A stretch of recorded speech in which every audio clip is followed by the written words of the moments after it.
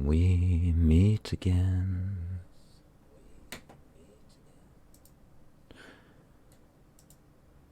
Do you think my intro music's getting a bit weird? Because I'm getting a bit weird. I'm now halfway through. Well, we've just passed the halfway mark of detox from painkillers. My body is now in pain, and I have extensive withdrawal symptoms. Forgive me for today's video if it goes awry. Unfortunately, the withdrawal symptoms are more than I wanted to handle. But it's not going to stop me.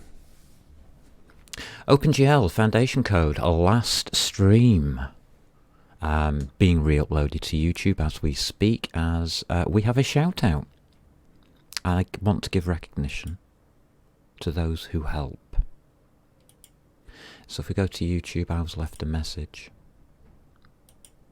The message was from Igor Levdansky. I can't say where they're from. I don't know. Thank you. Yes, bad quality, 100%. This is due to the YouTube algorithm and how it works upon videos. To make sure, you can view my replies, okay. To make sure that this video comes through to you in the highest quality, I am currently re-uploading it to YouTube. What happened was, you accessed it before YouTube had finished processing it. So YouTube only had a 300, whatever you call it, quality. Here. Oh, get off, you lot, you plonkers. Here, under here, it would only have a quality of 360p. Because when YouTube takes the video from upload, it processes it into a low definition, or SD, first, which is usually at 360p. This allows it to put something up on YouTube as quickly as possible. It then reprocesses the whole goddamn thing into HD. So as I'm looking at this, you can now see I can access HD. But if you have accessed this at 300 and you come to access it again, it will still show as 300 because your web browser has generated a cookie. And it is that cookie which is loading the settings from for your player. If you remove or delete the history of your browser and then re-access this, you will get HD. Or you click this, you go to quality, and you go to HD. To show you what I mean, I am reloading this currently. So let's go to the channel.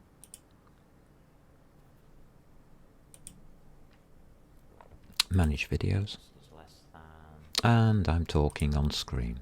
Shush me. So as you can see, it's now processing it, but if you notice there's a little blue square flashing next to processing that says SD. It has to process it that way first so that it has all of the information on YouTube. It then will process it a second time. So you were quite right to put that post, and I really do thank you for putting that post. It really is appreciated because somebody actually cares. Thank you for caring. That matters to me. Opengl Foundation Code was the last stream. We left it with a completed entry point into a possible system for developing OpenGL. Today I'm going to tell you how... Oh, I haven't introduced myself. You see, I told you I'm having problems today. Welcome to the Programming Games Club. My name's Blades, and I thank you for joining us today on what may prove to be one of the most difficult days of my life. Hello, viewer. Welcome to my viewer. I'm astounded that I get viewers. God knows why. Today I am not a sane person. I better warn you that I am having hallucinations. Reality is not a safe place for me at the moment.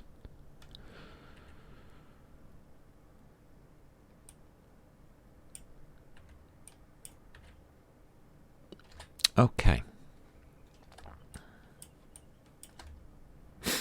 With all of that said, is this all information I've left? Yes, good. I didn't put any more information. Thank God for that. I would have really messed it up, wouldn't I? So, today is the second part of OpenGL, the foundation code. But we need to do something slightly different, and we can do it from here. This is good. I need that line there. I need you.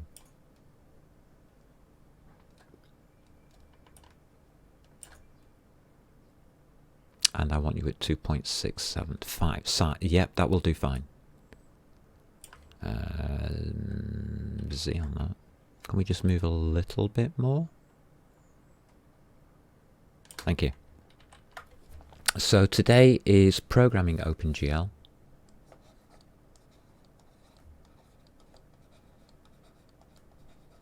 I wonder why they put two M's in programming when program is only one. OpenGL from first principles. Hey, it's Sulfuxels. What? That's a good name. Kicking hard. Yeah, you're right there. Oh my God, my whole world is spinning. I am suffering from permanent vertigo right now. So if you hear something crash in the background, it's me falling off a chair. Don't worry about it. It's quite normal. I'm used to it. And we are going from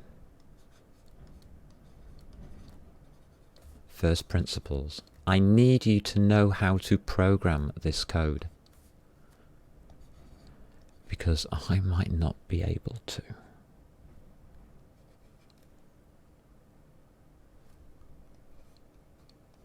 So I have to show you how to program it. And I've got to do it today. I don't get a second chance at this. Here goes. Deep breath. Coffee. Yay! So if you're a beginner programmer, this is perfect for you. If you are an experienced programmer, this is perfect for you. If you are the most genius programmer on the planet today, this is perfect for you specifically. And if you are watching this in the future, this is aimed at you.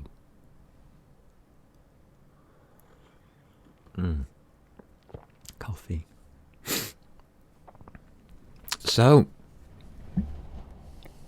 let's define OpenGL. What do we need to know to program OpenGL? First of all, we need to know how to program.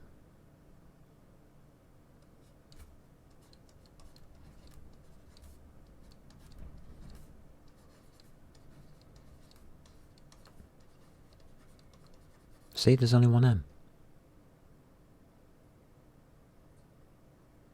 That's going to bother me all day now. Second of all, we need to know what no, can't do it that way. What is OpenGL. Those are the only two pieces of information that you need to be able to do this. You first of all need to know how to program, and then all you need to know is exactly what is OpenGL. How to program is very simple. If you are a learner and this is your first experience of me not teaching, I don't teach anymore.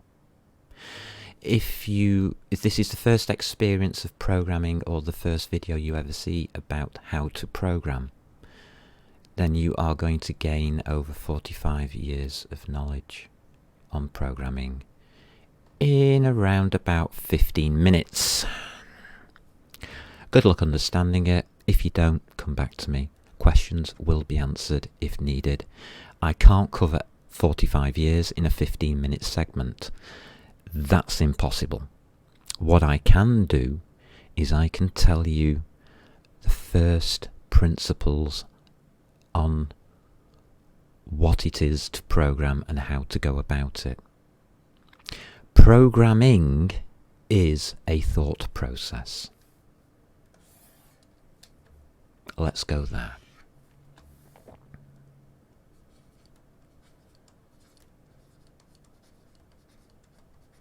People think, do I write scripts for any of these videos? No, I don't. You already know how to program, so you can tell me all of this and join in and help me out. God, I'm going to need help most likely, but here we go. And thank you, shout out to you, matey. Thanks for being in chat. Programming. Oh, God. Thought. Train of thought.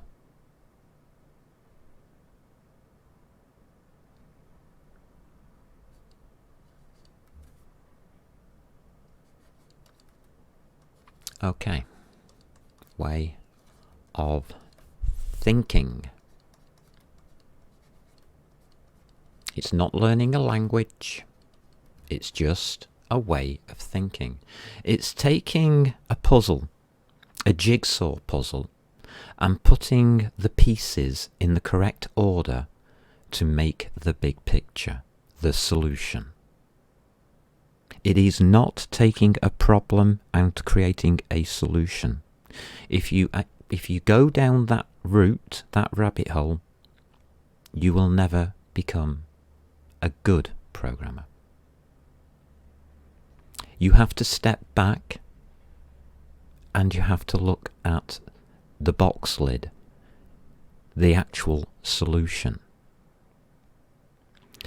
Programming is about programming a solution and a picture of a solution. The jigsaw analogy is the one you need to hold on to, the one that will make you program. That will make you the best programmer because you won't have any problems. You will only have solutions. Recognize that and you've cracked it. Okay?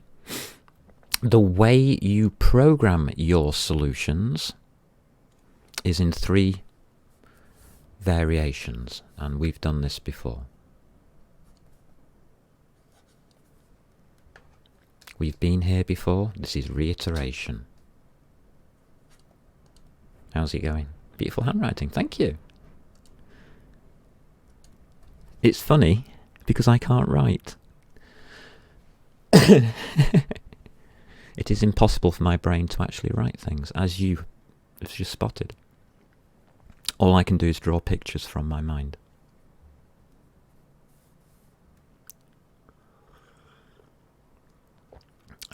My brain doesn't function that way. So we have assign,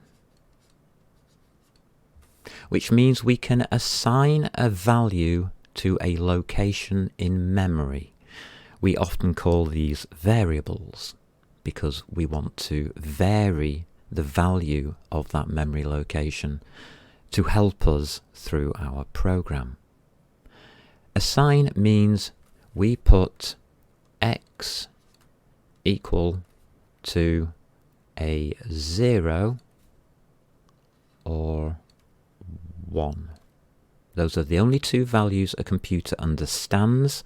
We can use any kind of base system. We usually use base 10. That is taught to us. It's not natural to us. It is taught to us. It is not the only system. Computers understand base 2, 0 or 1 binary. This conveniently translates into octal, which is base 8, and hexadecimal, which is base 16. Those two numbering systems are very, very useful also.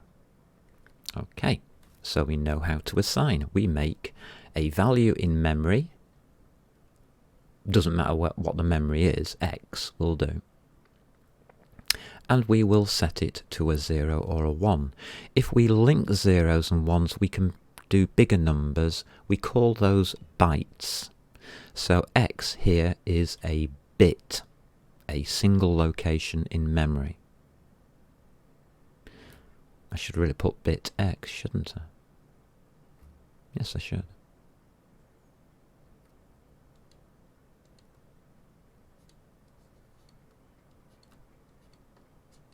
There you go. Bit X equals 0 or 1. Put 8 of those together, you've got a byte. Funnily enough, put 8 of those together to get a byte, and you get the numbers 0 to 15, which is hexadecimal.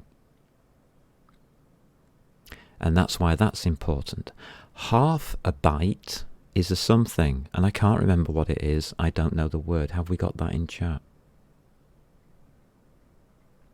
Am I studying to give a course or something?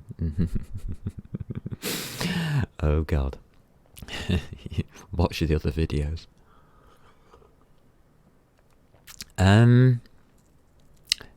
Sorry, I actually find that funny.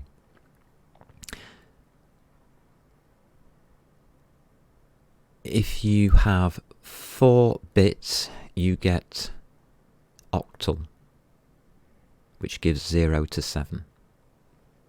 Remember that base 10 is 0 to 9, not 0 to 10.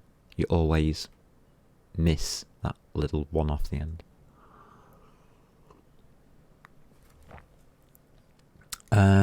Right, so we now know how to assign. Select.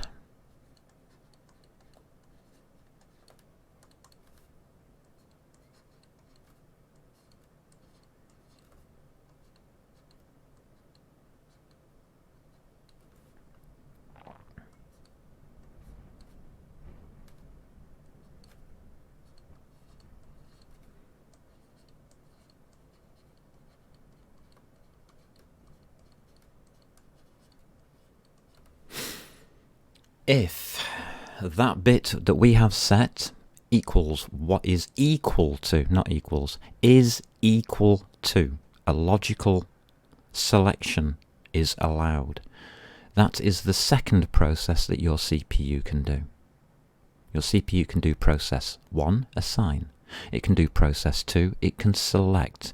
It has Boolean logical firmware, a big program written onto an erasable programmable read-only memory, an EEPROM, on board the CPU. It is attached to the chip. It is on the chip.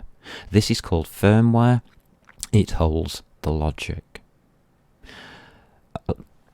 The base logic for the chip is held as fixed, etched in logic gates, which allow the firmware to work. So there is an actual program on the CPU which we cannot change. And that defines the CPU's model number. It's the logical equal to. We have the logical and, the logical or. We also have the logical not. That is Boolean algebra. If you want to go deeper into that, that's a different rabbit hole. Assign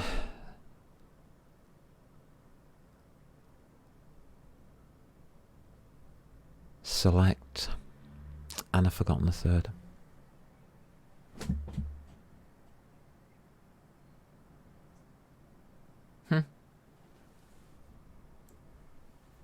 Isn't that wonderful? Told you this is never ever scripted, and I told you that I'm having problems. Da, da, da, da, da, da, da.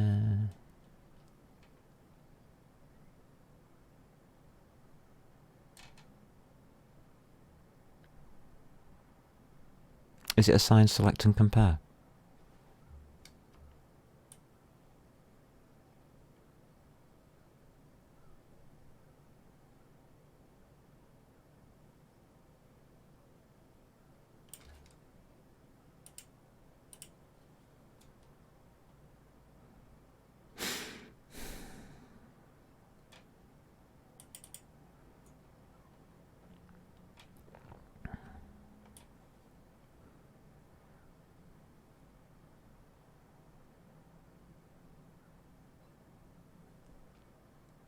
I don't even know how to look it up on Google right now.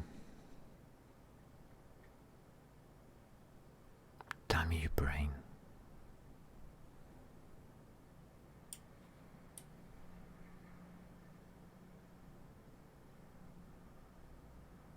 Okay, reading the boards.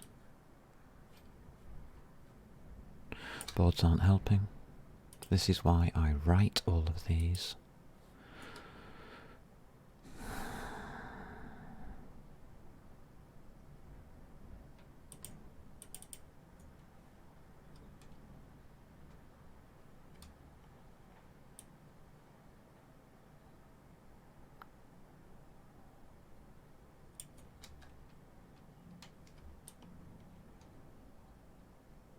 Three stages of programming. I think it's compare.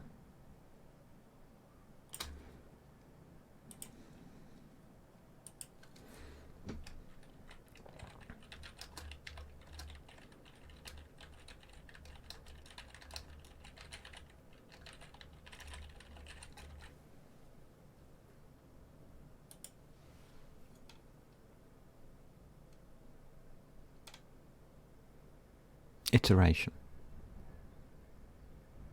Oh yes, the loop, of course. Thank you. Why do they call it iteration? What a stupid word.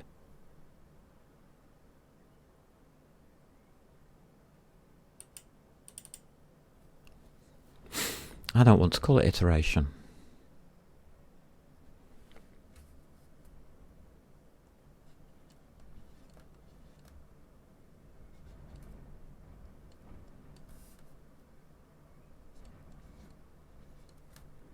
Do something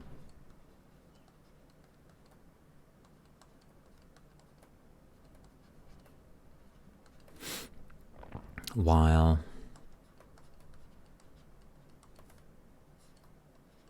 x is equal to 1. Doesn't matter what number.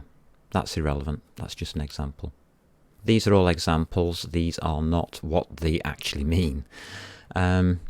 Sorry, examples.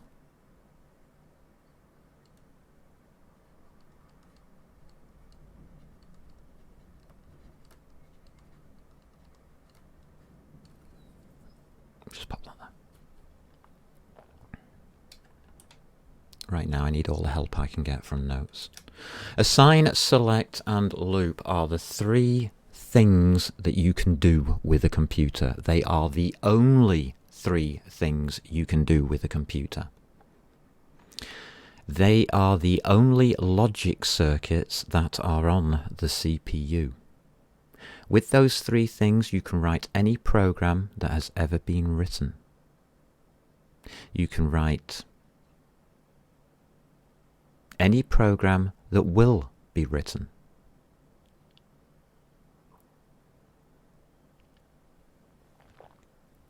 You do have to do something about number 2, to write those future programs, but that's a different ball game.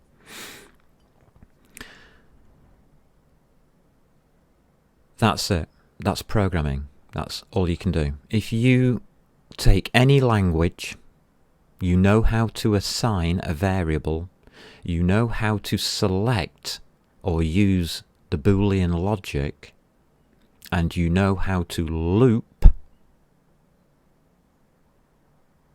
in that language, you have learnt that language. The rest is sugar and syntax. The rest is unimportant. Those are the only 3 things you can use to come up with a solution. And that is programming from first principles.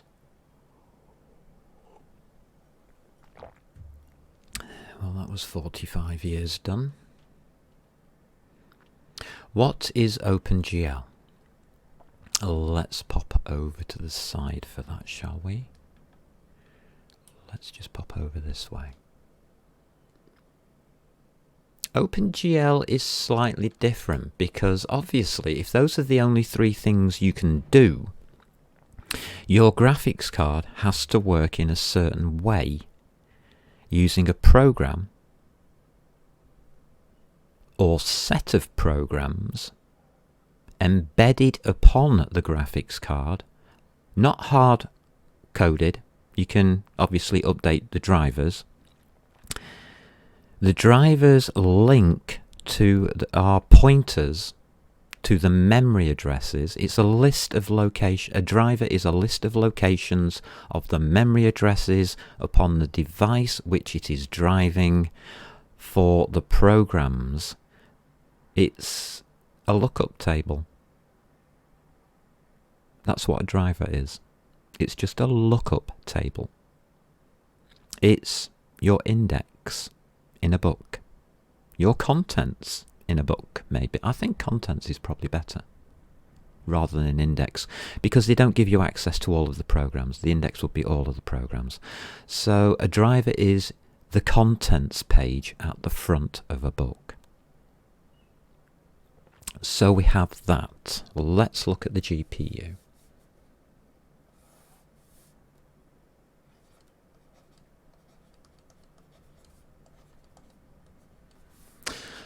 So we have the driver.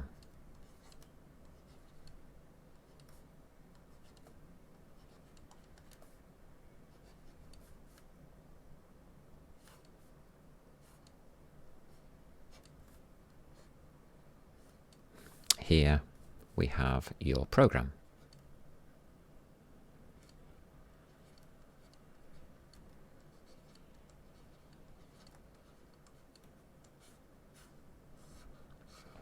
Your program accesses a driver to look up the program locations upon the GPU. Those programs are stored on an erasable, programmable, read-only memory, an EEPROM, a chip. These drivers can be updated, and your GPU can be updated. There will be hardwired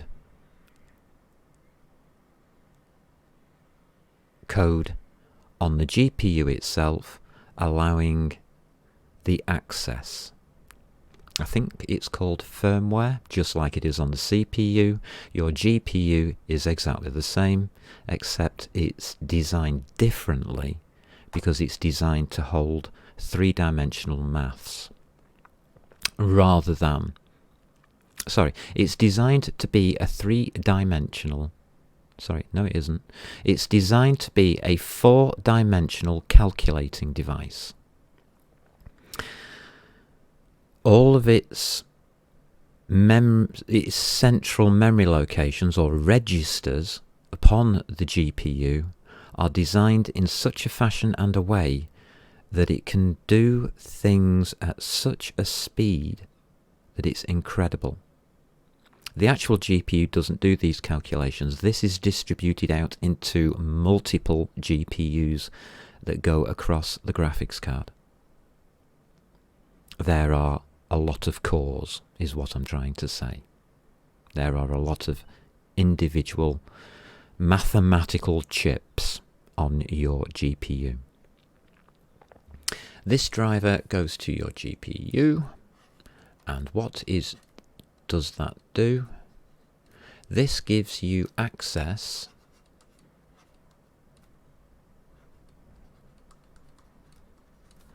to a set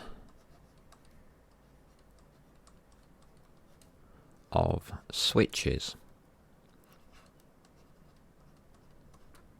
This is the only way it can work, because a switch is an assign of 0 or 1, which is rule 1 of programming. Let's get this centered a bit better. And I'm at the wrong... Oh, right, okay. We're centered it. That's how it actually looks. That is OpenGL.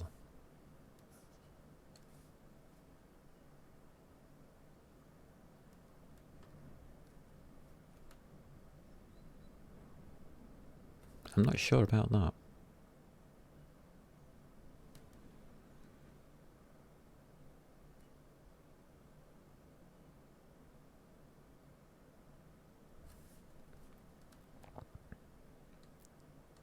There is a dotted line here because we can retrieve information back. Okay, so we can actually have a look via memory locations on your GPU at not just what the switches are, but what's also being held in the memory of the GPU. So we do have access to that. Your choice on how you want to work that one out. Let's just do that. And there's our GPU. Isn't that lovely? And that's it. 45 years it took me to learn that. Well, it didn't. It took me about 5 minutes, but there you go. I've just told you it all. So to program your GPU, you require a driver and a way of accessing that driver. This will be held in an SDK, a service development kit, which will give you everything you need. Luckily, we don't need to look up that table. That table can be looked up for us. And let's take a look at that table. This is going to be the first look at code today. You don't need to know this. It doesn't matter. It's irrelevant. The tables change. The drivers change. The GPUs change. Everything changes. This all changes. Your program shouldn't change. It shouldn't need to change. So it's devised in such a way that this box of switches, this bundle of switches which you can switch on or off, it only has 2 states.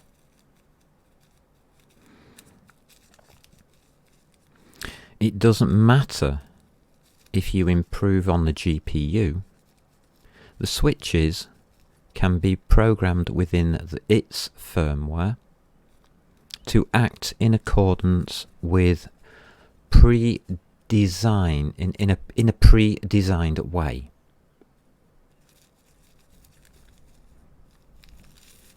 And that way, your programs do not get messed up, no matter which graphics card is in there.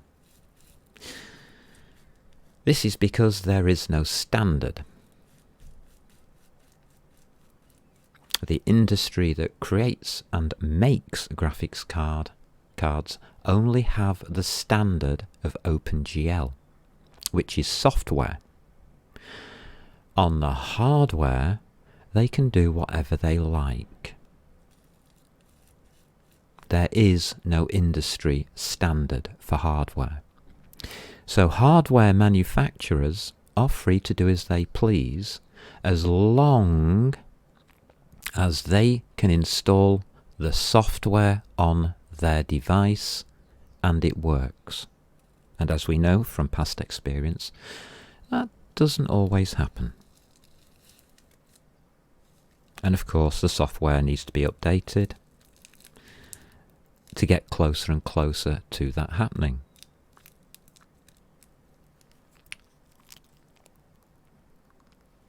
So drivers have versions and get updated.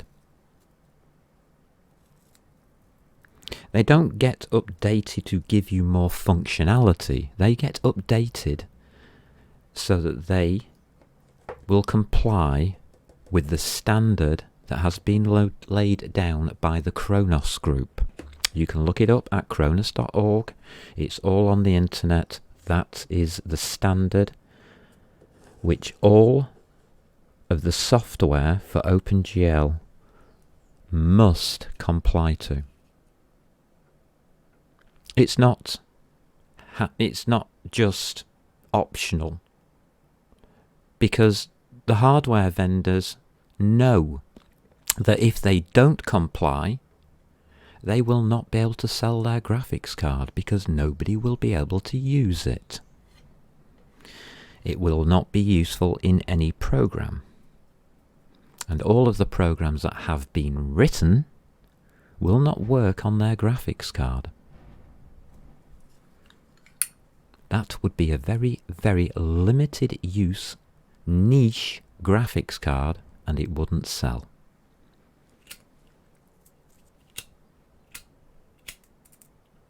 And that's run out.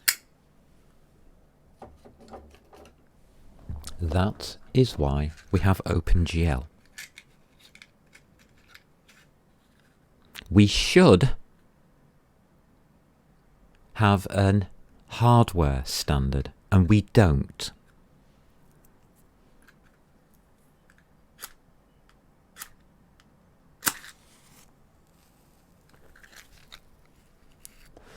The problems that you are going to have to solve are not the problems that you are not the solutions that you are trying to create. The problems you are going to have to solve as a programmer is all about these drivers. This is easy. It's a list of switches. Switch them. You can look it up. It's a fact sheet.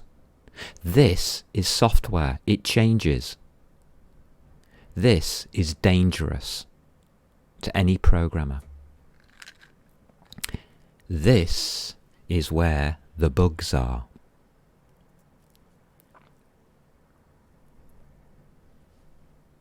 I've spoken about bugs previously, and I've told you that bugs and programming errors are two different things. It's a matter of ownership. When you are programming, you make an error, that's your error. When you are programming and you come across a bug, that is a system error owned by the system of the driver. The operating system uses the driver.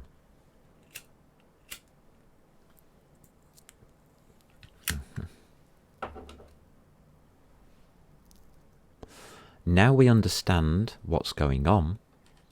How do we program this? Well, you look up the fact sheet on OpenGL at the Kronos. That's with a K.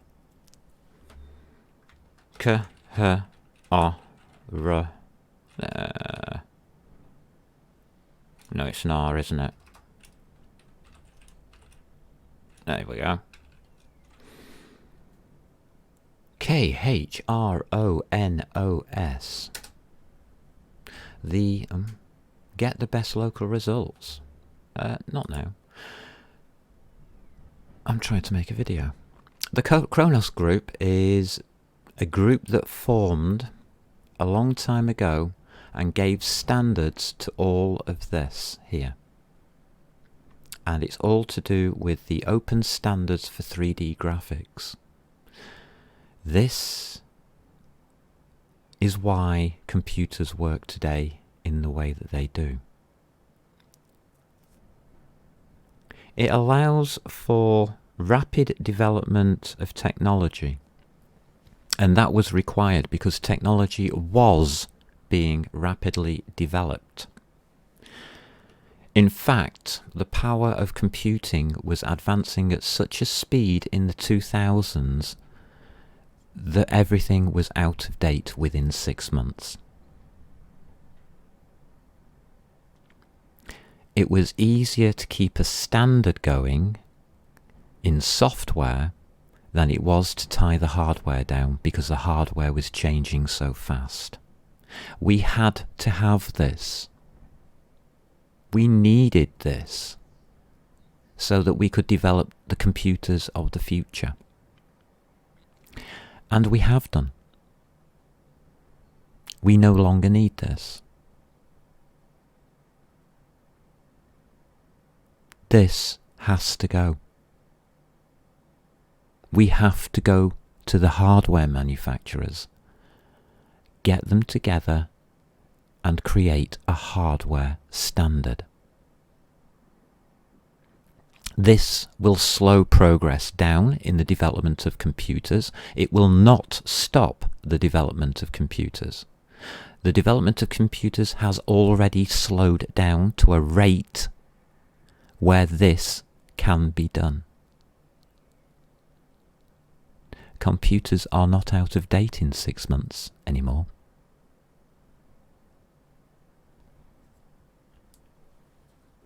It's your future, not mine. Deal with it. I'm not having a very good time trying to relax here. And this lighter is not working.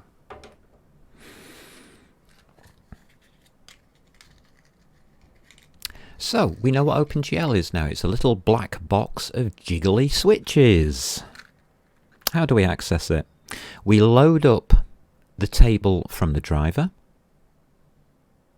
and then we access that table. How is that done? It's done using a utility.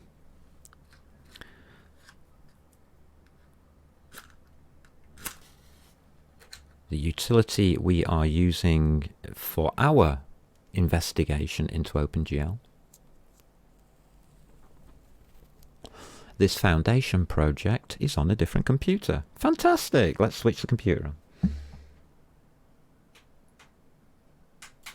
Okay, quickly learnt how to switch the computer on. That was good for me. Let's fire up the computer.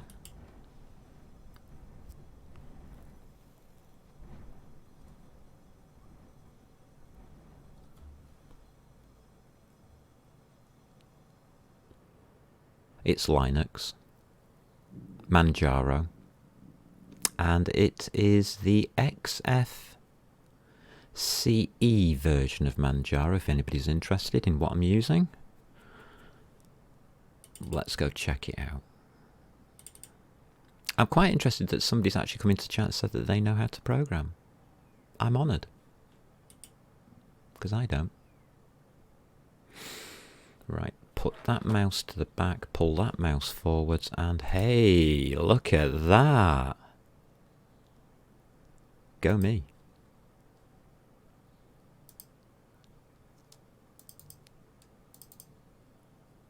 OpenGL Foundation code. We have a full set of code, and it is in the library. It will be in the source, and OpenGL is a platform. And here it is. So if we look in here, we'll have something called GLAD.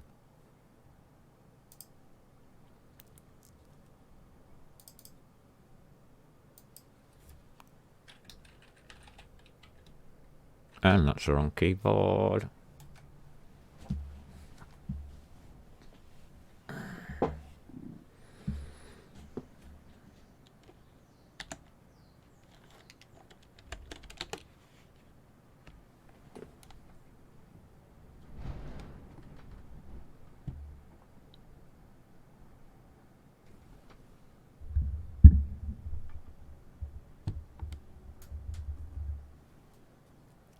That's the right keyboard. We have a mouse. My God, this is working nicely.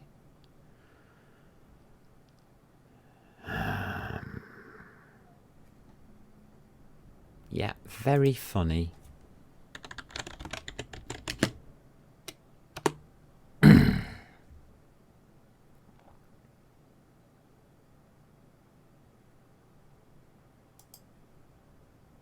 Here we go. Is it in here? This is talking about glue, which is the OpenGL something. So it's talking about glue and I'm using GLAD. It just calls it the loading library, so why was it never called GLLL? That's what humans usually do. And you have to include gl.h, which is the header library for C++ or C. You don't have GLAD here, do you? Where is GLAD? Go to the bottom of the wiki. There's GLE, which is, the project seems more or less defunct. Yeah, I suppose it is. GL binding. I've never seen this before. That's the original version 1. That's why I've never seen it before. Huh. You get that in gl.h. I didn't know there was a binding.h to go with it. It must be called from within gl.h. If you include in a C program or a C++ program gl.h from the standard library, you can do this, which is version 1 of OpenGL. It's 32-bit and it's fine. It works. It's just awkward to use. GL SDK, the unofficial OpenGL SDK. Yeah, Glatter. Woo. Beats me. You could look into all of these things. GL3. Glue. GLAD's not mentioned. That worries me. Why use GLAD library for OpenGL initialization? In simple words, GLAD manages function pointers for OpenGL. Yes, we've been through that, thank you. I'm not overly sure what a genglad.sh is. So is there a glad.com? Everybody Wikipedia. Dodgy. WikiHow. Oh dear. Glue versus GLAD. Oh god, that's going back a bit. Can we have glad.com? I doubt we do.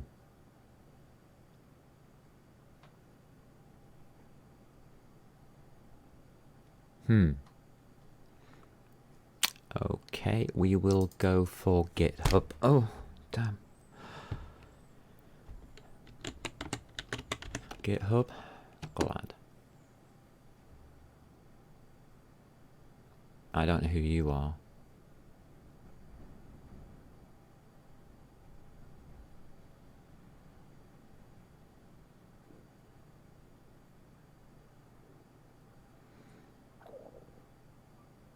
Windows based on VS Code, GLAD and GLFW. Yeah, okay.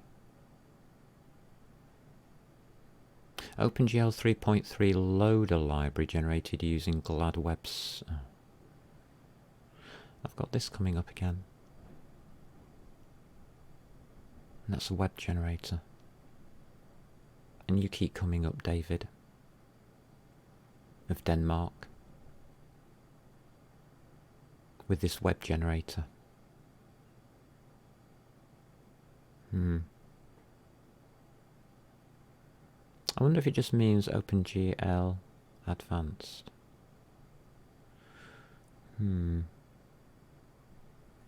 Not sure. I want to know what it means.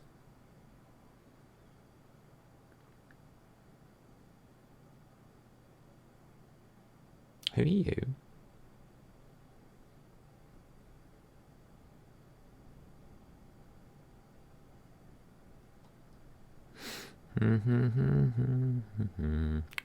Glad to find a learning lab. Badly named program. Glad. Because it's hard to look up.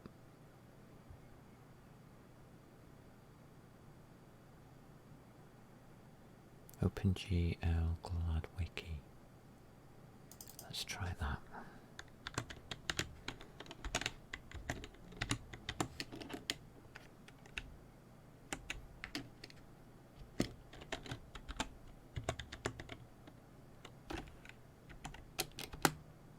There we go, it gave us one.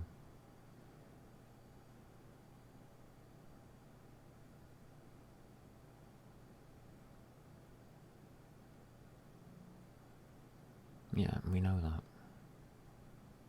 It's not giving it us, is it? It's coming up with everything. It seems to be, Glad seems to be avoiding itself.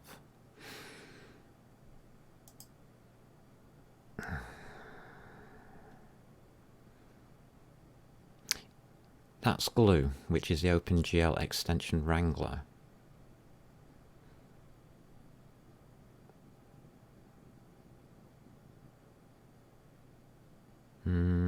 Scanning for Glad.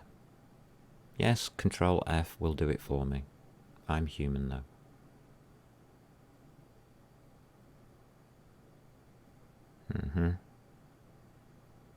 Alright, so I don't know what Glad actually stands for. Here it is. Glad, multi-language. We have a link. Here it is. This is Glad.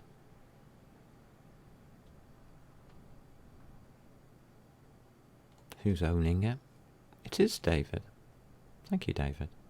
You seem to be the owner of this.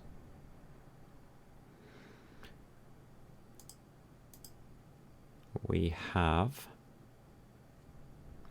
cd vault glad 2-cl and a master. Okay.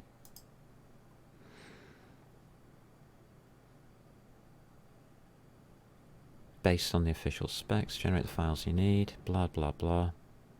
So this tells us how it's used. We just load up that table and that gives us all the commands.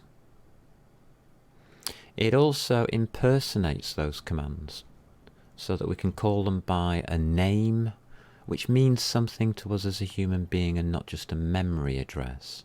So if we just close that, I still haven't got a definition of what GLAD stands for, but if we look in this file, just using a text editor, that'll do nicely. You'll see that it's basically going to be a list of version numbers for OpenGL, 1.0 to 4.6 currently on the one that I've got here.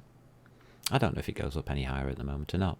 And then you're going to get program function GL for OpenGL, bind, and then the name of the function. They name all of the memory locations. And this file names all of those memory locations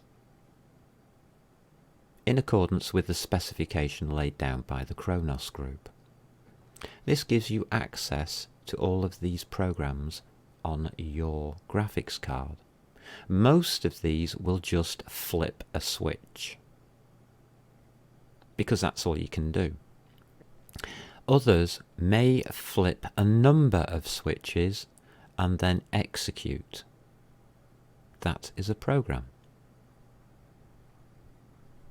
And that's how OpenGL works. We've got all of these instructions. I'm going to call them instructions because that's what they are. These are not functions, these are instructions. This is not in a programming language. This is hard-coded into your graphics card.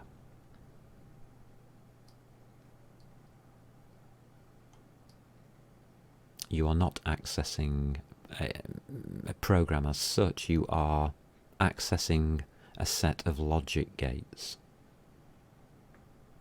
And there we go, there's tons of it. There's absolutely tons of it. Tons and tons and tons of it. All of these functions, all of these switches, we can flip and control our graphics card. How does this come down to us in practice? I want to open a file, don't I? I want to come out of there to Twitch, reference. Oh, which one? Which one?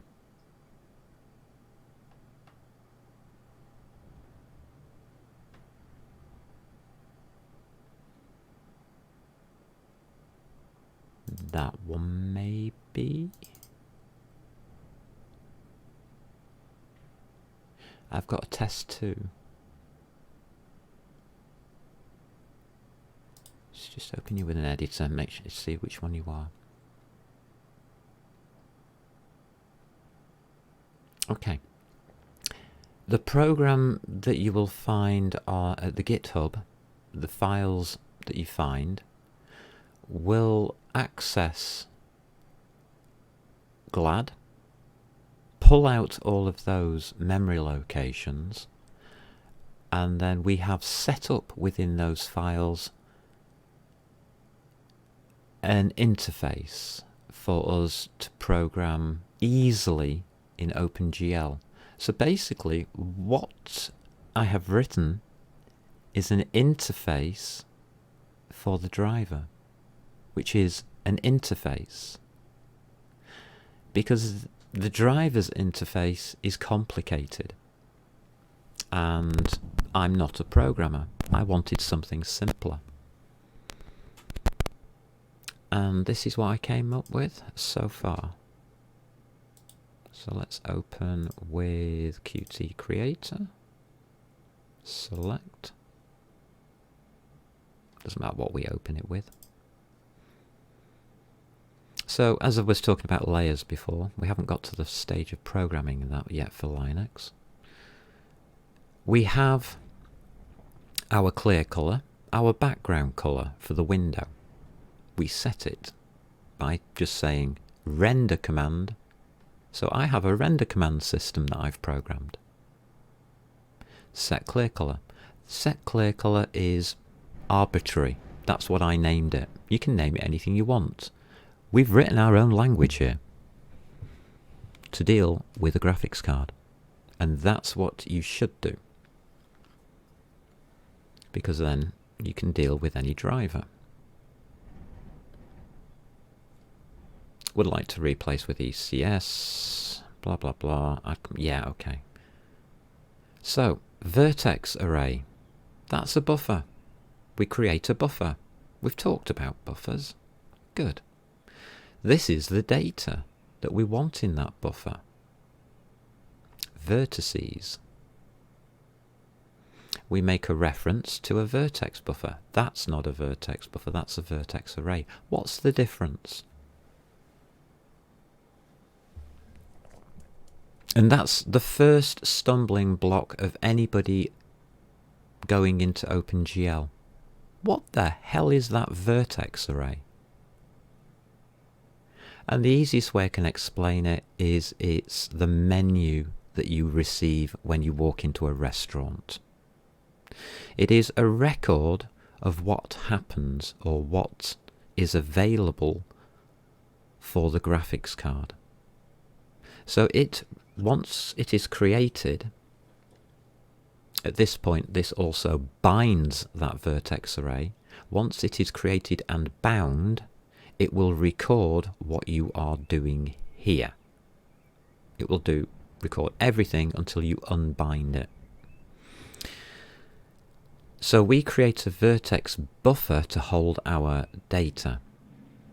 This vertex buffer information is recorded on our menu, our vertex array. The GPU is doing this for us. We are not doing this. The vertex buffer is then assigned the vertices.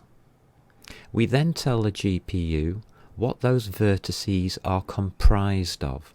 In this case, it's 1, 2, 3, X, Y, Z, a location, RGBA for a colour.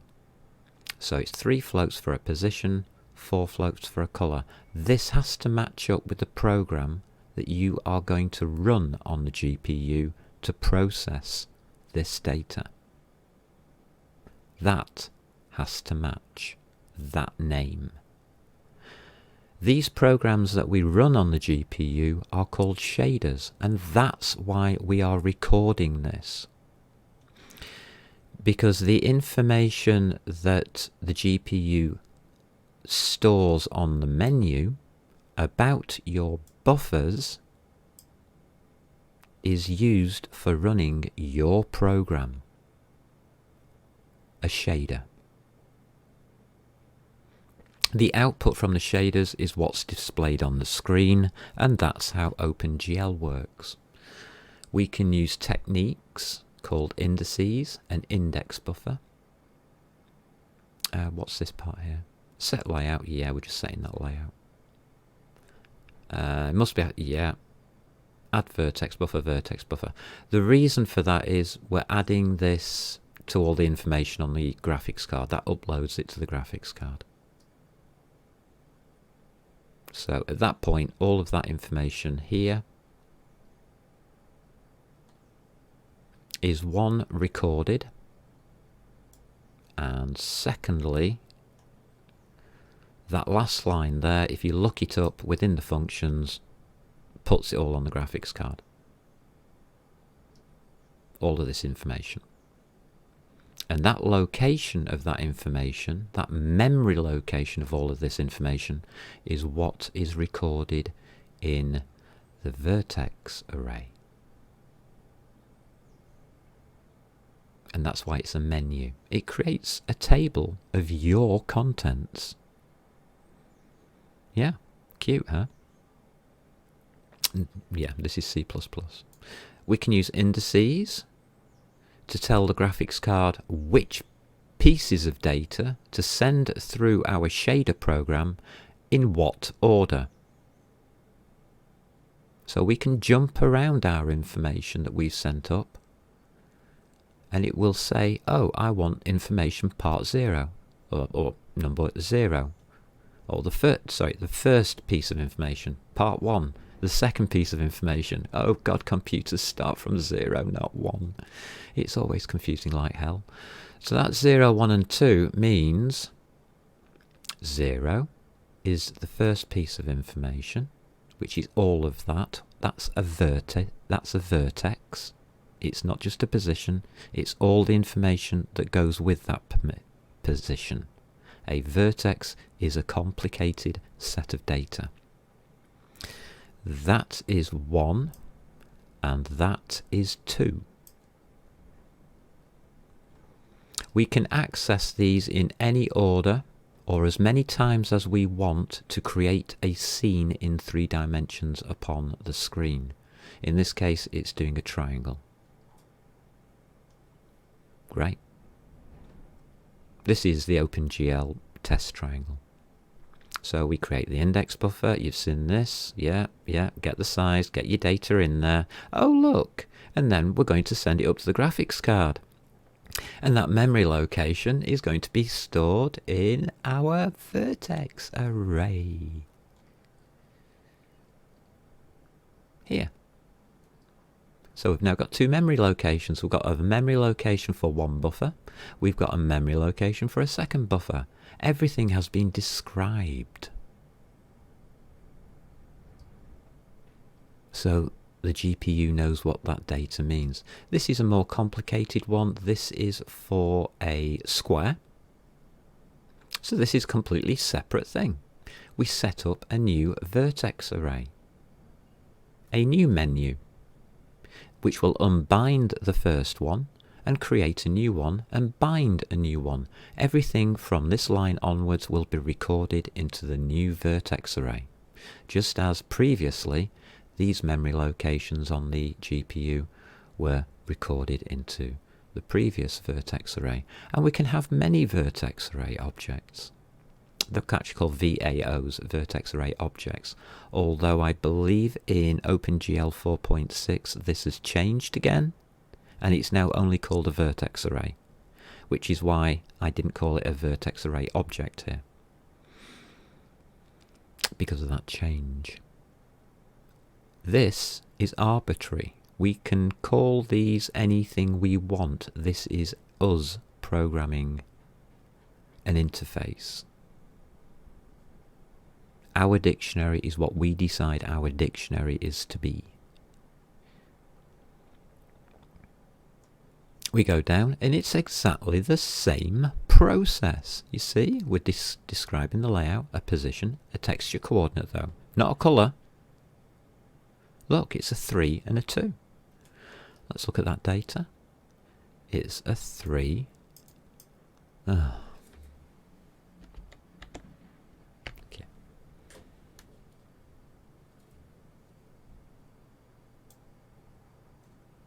And a 2. It's a position and a texture coordinate. Our vertex data has completely changed. I could have added a colour in there as well. But if I'm showing a texture, you'll never see the colour. So I didn't. So not only can we design the buffers and their layouts, we can design the vertices themselves. And we design them in accordance with the shader programs that we wish to generate and run. So there will be different shaders to run this set of data, and there will be a different shader to run this set of data. And if we continue down, get to the indices, we've done that, we come to the shaders. And I've written an interface within this code base called a shader library, and we initialize it to make it easy for us. We can name test texture. I don't know what type that is. It'll be a shared ref of shader, probably, because what we are doing here is creating a shader. No, this is a texture. We're just loading a texture. So this is a class, probably called texture, and we load it up from a PNG in this case, and it's just a test one with a checkerboard, chess board, whatever you want to call it. So that's the texture that goes with that lot. Does that get recorded? No. It's not a memory location. This is in CPU land, not GPU land.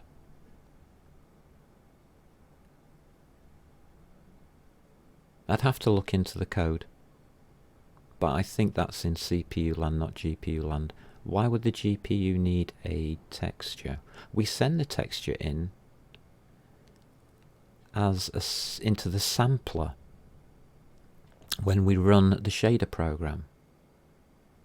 It does not need to be stored on the GPU.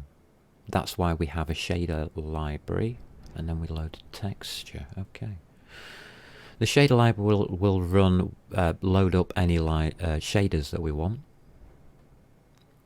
It will have a list of shaders to load up and create. They will be predefined and probably in a shader directory, which we can then look at, alter the shaders and program them separately. That's a different thing. And then we have on update. That's it. That's the whole of OpenGL. That's how you set it up. You get your data, you assign it to your graphics card, you load it onto your graphics card and tell the graphics card what that data consists of.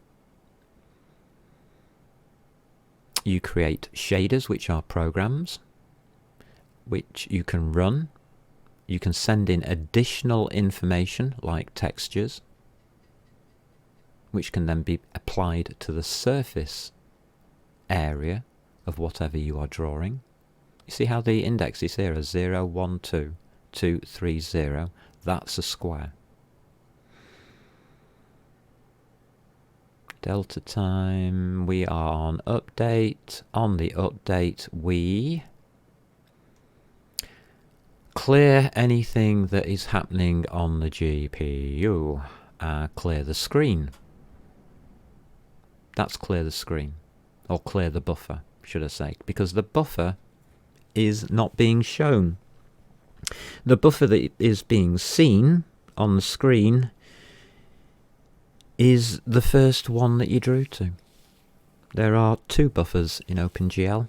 There is the one that is being shown and the back buffer, the one that we are going to run our program to and output all of our data to. Begin scene is just a way of setting everything up on the graphics end, initializing what we're going to need. So here's our square model.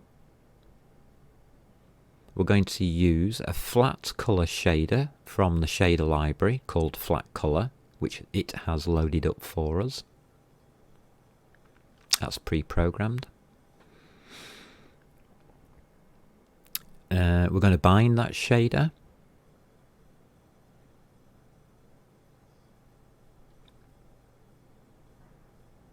We're doing 2 loops. This means we are going to be running this multiple times into that back buffer, creating a 10 by 10 grid of squares. I can tell that by the X's and Y's and the 10s, obviously. Minus 10 to plus 10. 20 by 20. Ooh, go me. That's a big block. 20 by 20, that's what? 400 squares? Interesting. Square model matrix, blah, blah, blah.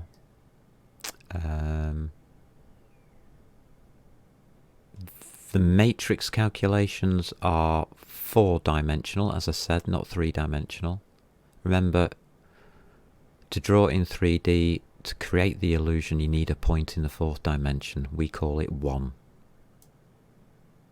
That's the point that we use in the 4th dimension. It's a homogeneous coordinate. Look it up. Don't try and understand it, just look it up. Unless you are competent in 4-dimensional mathematics, the understanding of the 4 and the matrix 4 is a little complicated, and if you are not mathematically inclined, drop it. That is a black box of jiggly numbers. You do not need to understand or are required to understand. The only thing you are required to understand is that that 1 is the hinge. That has to be 1. Otherwise, no calculations can be made in 3 dimensions.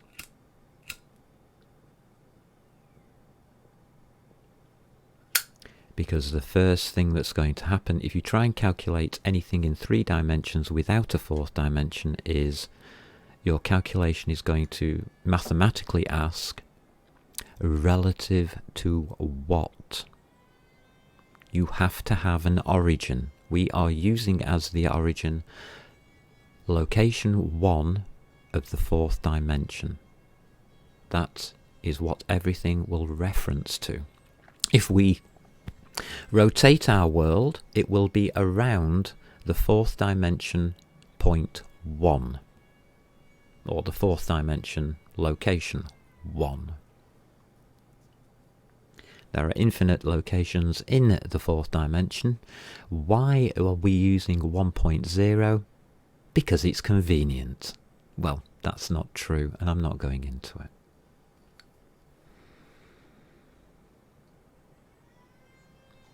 We are setting a square colour. We've got an else here, blue. Okay. These are tints, by the looks of it. Now when you come to colours, you'll see that 1 crop up again. That's alpha. That's got nothing to do with matrix calculation. It's just coincidental because computers can only store zeros and ones. And that's the reason why we use 1 in the fourth dimension. And it's also the reason why you use 1 for alpha. We use it to represent 100% solid.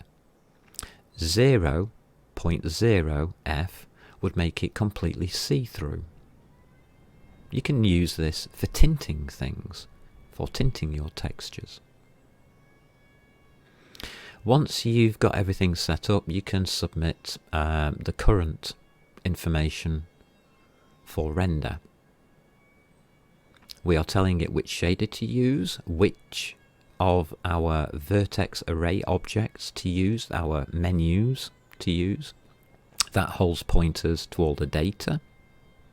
And we're telling it which matrix to use, a 4-dimensional matrix, for the calculations within the shader.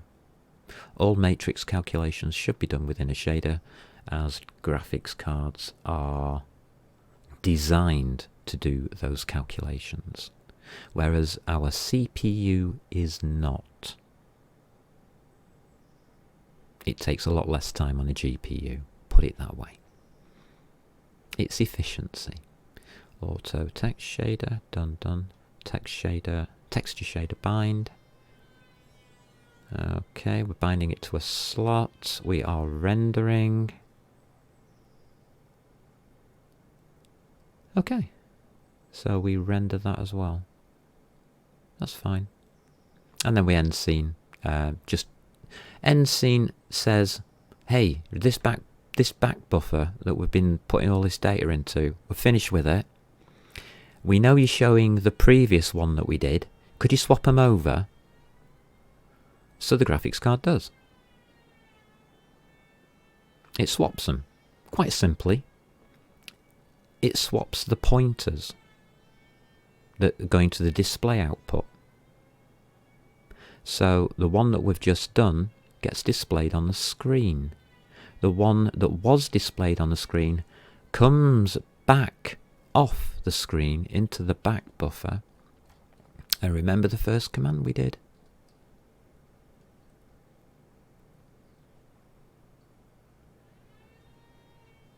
We clear that buffer as we go through again.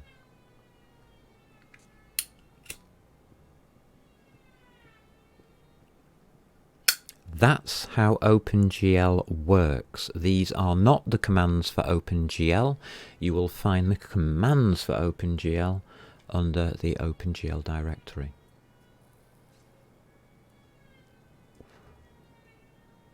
Which I find interesting. So if we look back into projects, Twitch, foundation code, foundation library, source, you will see platform, OpenGL, and you will see here that we have all of the buffers, code. Let's have a look at some buffer code.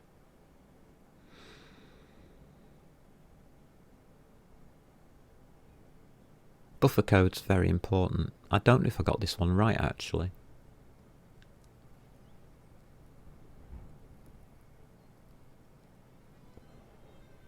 So there's your rendering API.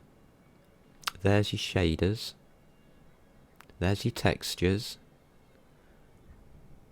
There's your Vertex Array object, the thing that's recording everything.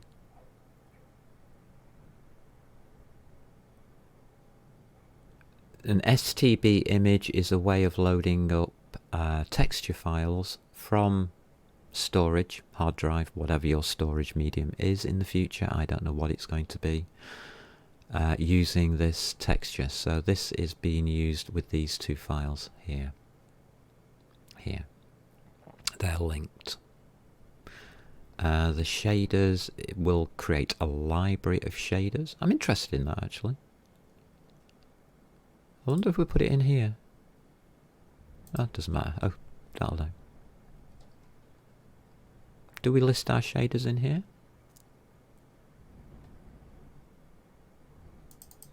No, we're bringing the names in, so we've done it somewhere else. That's all I want you to know.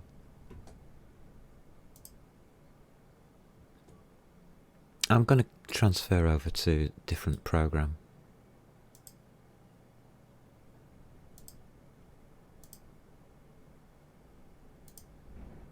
It's easy for me to use, and it's bigger, and it looks better.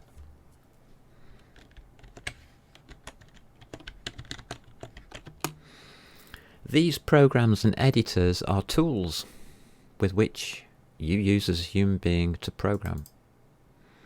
You can use many tools for different areas of knowledge.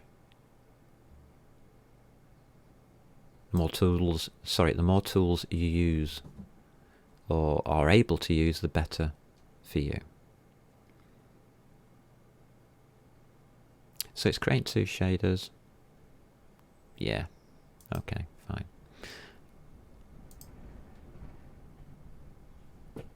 Can we just go back? No. Go in OpenGL a minute.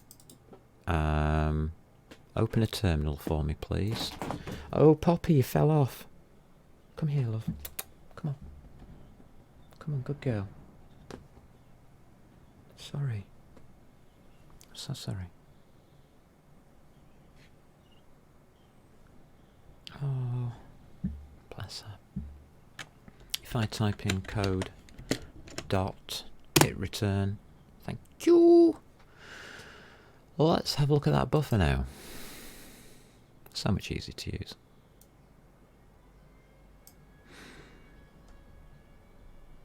So we have a create buffer, a bind buffer, and a buffer data.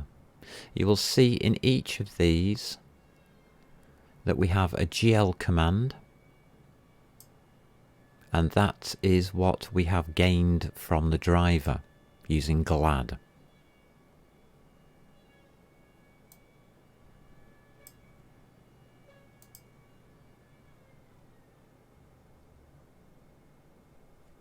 So we have a class, OpenGL Vertex Buffer, as a vertex buffer. Bind and bind, blah blah. And that's it. That's all there is there. There's no index buffer.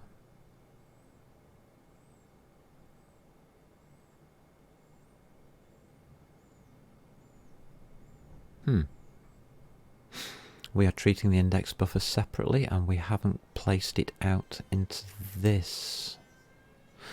Okay, but there's the OpenGL commands.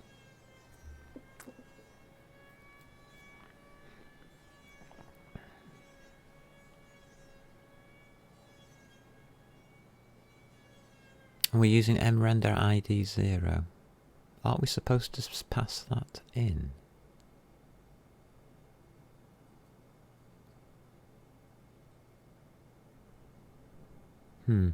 Because we can use different renderers. We don't need to just use OpenGL. We could use Vulkan. We could have a whole different set of files. That's interesting. So that can be expanded upon and made a lot better. But you can see how the OpenGL commands work, and I think this is probably one of the better ones to look at. To give you an example. Firstly, on the graphics card or within the driver, there will be a list of enumerations or values, and OpenGL will use those values as to allow itself to look up where things are, to decide what things are and how they should be used. So we are describing here that this buffer is a GL, an OpenGL array buffer. That's it. We're telling it its size. We're telling it the vertices that, or the data, the set of data that we want in there, and that we would like it to use it in an area of memory that would suit static draw, which means we're not going to be altering the data, which means it can put it in an area of memory where it knows it's not going to be accessing it too much. It can put it further away from the GPU. It doesn't have to prioritize this as streaming. Non-static. I don't know what GL underscore non-static is right now, but it'll be dynamic probably. So GL dynamic draw is probably the enum for putting this buffer closer to the GPU as it's going to change, and it's going to have to be reloaded into the GPU from there instead of just stored close, loaded in once and just reused and reused and reused. It will be changing and changing and changing, so it'll have to keep streaming it in from the memory on the GPU. Yes, your GPU has a separate memory. You should know that.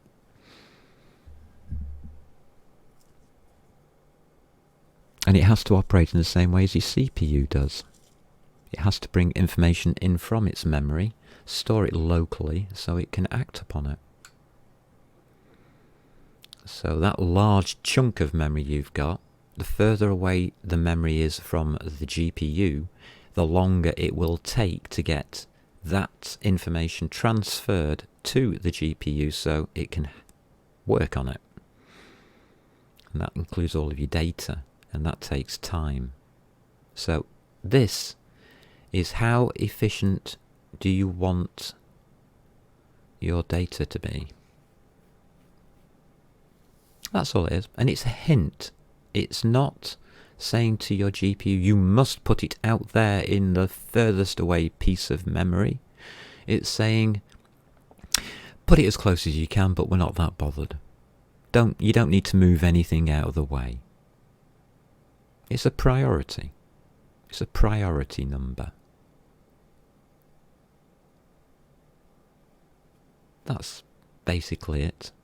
It takes lower priority than dynamic changing memory, which needs to be close to the GPU to be efficient. And that's a buffer. Is that correct? After what we said about buffers? Yeah. We haven't programmed anything, we just transferred data. Good. We got that right. So all of the OpenGL is in here. We have a context system. Context is because of the last bit which I have been trying not to mention until now. So we have to take a step away from the code, because this is the most important part of OpenGL and how you program it. We know there are functions on our graphics card. We can access those through the driver by looking up GLAD. By using GLAD, that goes through, and on the right hand side you can now see it all nicely coloured here, all of the functions that it looks up for us. We don't use them all. There's a lot. We don't use them all. But this is why it works.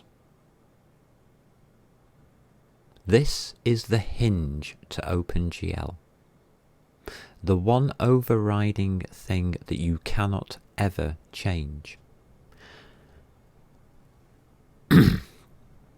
We have to have context. And context means exactly what it means in English. It needs to have a point of reference. What that point of reference is immaterial. In fact, it is a single digit number, usually 0 or 1, unless you are going to multiple windows. If you have 4 windows open on your screen and you are drawing to all 4 windows in real time, showing 4 different results, camera views, maybe of the same world, the same data, the context of each window is different. It's from a different viewpoint. And that's what context means. You would have 4 windows, you would have 4 context.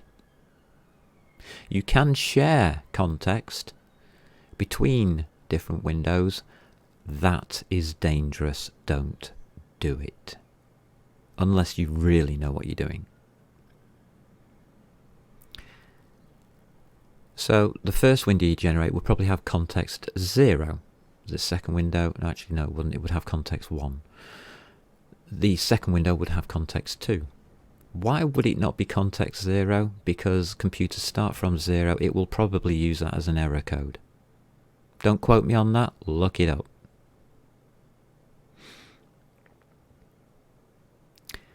We have to have that context, even though it means absolutely nothing to us. Just like the 1.0, the homogeneous 4-dimensional thing in matrix mathematics, means nothing to us as a human being. We need it. We need that context. That's what a homogeneous coordinate is. It's a mathematical device, not a human device. Computers can't do human, they can only do math. Even though the word context means exactly the same in the mathematical sense as it does in the human sense, they are 2 totally separate ideas and must be treated as such. And this is why we get it wrong when we program it. Because we do not treat it as such. We think that the context is okay. We make our context and forget about it. We never bear it in mind after that has been run. So this loads GLAD, does it? Yeah, the GLAD GL loader. So this loads up all of the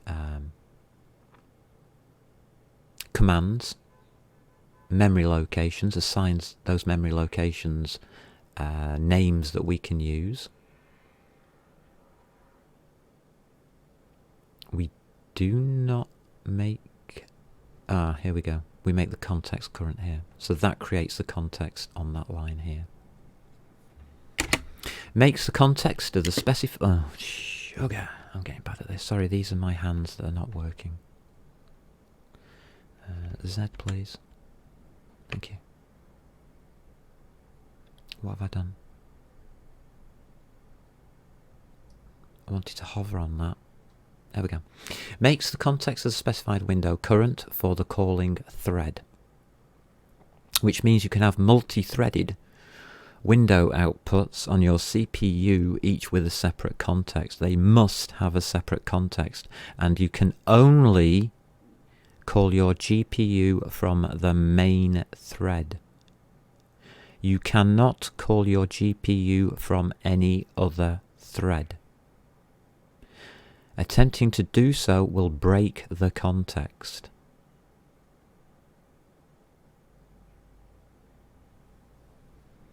So, makes the context of the specified window current for the calling thread.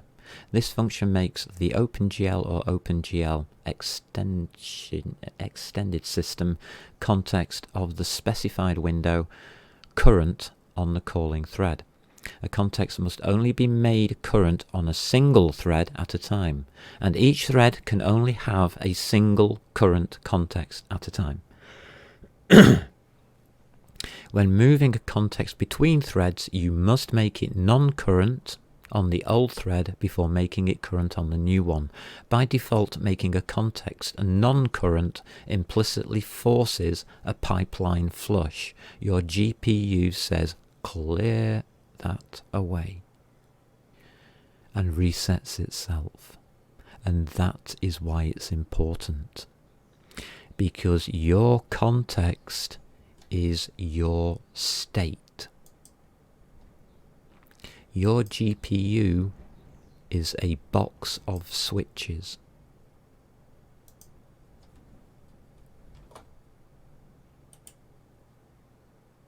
And that brings us back to here.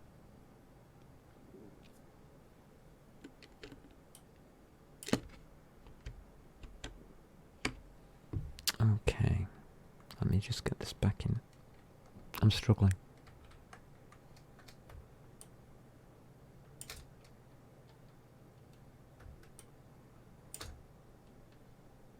There we go. Got you.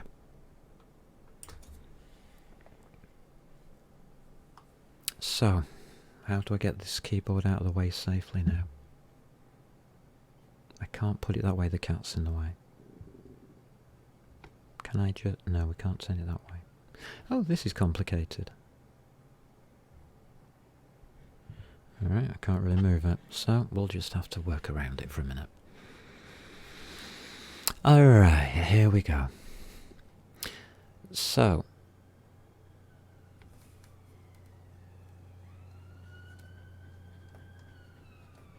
context is a pointer, a theoretical memory pointer, equals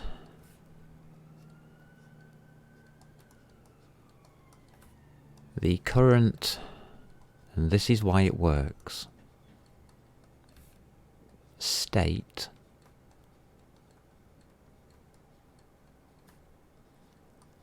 of every, and why context is so important, switch.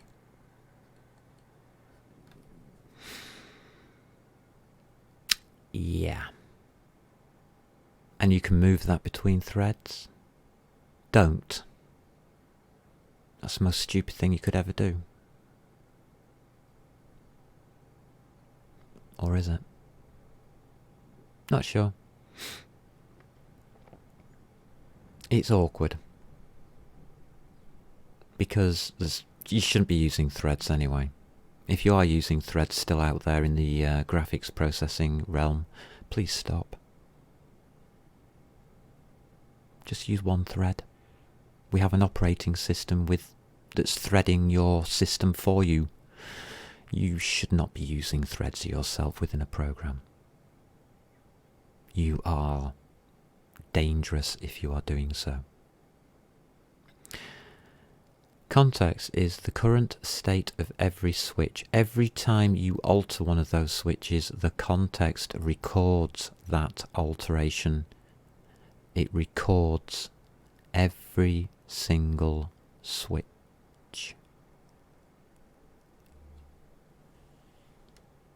The whole system of OpenGL is a state machine. It is a machine that is placed in a state and then executed. I don't like the word executed. Run. The program is run. It is set into a certain state and then we run the program. That is OpenGL. That is how it works. Didn't do too badly. 1 hour, 39 minutes, 40 minutes for a good old 45-year talk about OpenGL and first principles. We are complete. That's it. That's all there is. It's not complicated. Done. Congratulations, you now know how to program OpenGL from first principles and you know how to program. With that knowledge, what do? Well, you find yourself a computer. A blank one, preferably. An old one, maybe. Get that out of the way here. This is an old computer. It's an old i5 I've got lying around. I've just put Manjaro on it and just stuck a load of stuff on it. if you want to program,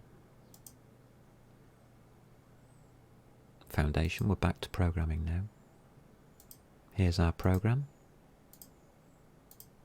Our program currently consists of 3 files. Is that it? Oh, 4, 5. 1 file and a copy and paste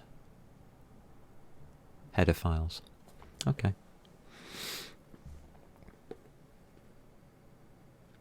You have to start somewhere. So I always start with a main entry point. I think a main entry point is probably a good place to start for any program, and will help you stay within whatever system you have decided to create. We've gone over that. We've done that. What do you do now? How do you finish the project? In this case, the project already has the files. In most cases, you have to drag those files out of your own brain. This can be hard work, it could be research, but there's a lot of information out there on Google, on the internet and the interwebs. There's a lot of good code, bad code. There's a lot more bad code than there is good code. So be careful what you follow. But take that code, set up your tools. Qt Creator is a tool. What are the tools am I using here? Let's have a look at what tools I'm using. I'm using Gitkraken for GitHub. I'm using Goland in case I want to try it out. IntelliJ IDEA in case you wanted anything else over there. I didn't know which language you lot want. I'm using this for textures, this for transferring files between my systems. We've got a bit of C-line over here. Okay, for C, if anyone wants to do C. Looking at thumbnails, some tools. Layouts, an office. We've got an office system, wow. Blender for drawing 3D models. Got Qt. We've got code. Calculator is also useful if you want to do the maths. Oh look, we've just been talking about you, Mr. Firmware. Otherwise not too bad. You might notice something as well about this program that we've got. We've got a lot more files than are in our project, because we've only just started our project and all we've done is alter the files so far to start and run the project.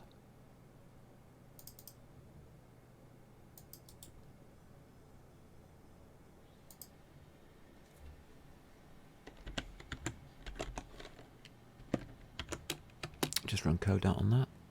There we go. So you can ignore those 3 at the top. These are just build areas. We are doing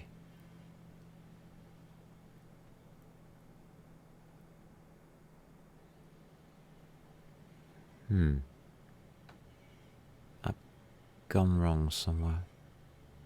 Yeah, I'm in the wrong directory.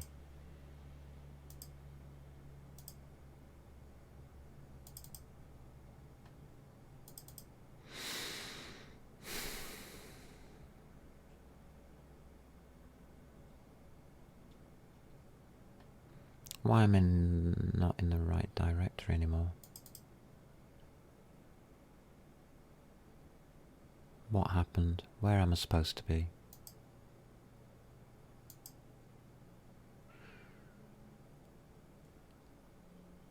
Thank you. Projects. Twitch. Here. Thank you. And yes, I am getting lost. There we go. Apologies. Random brain moment.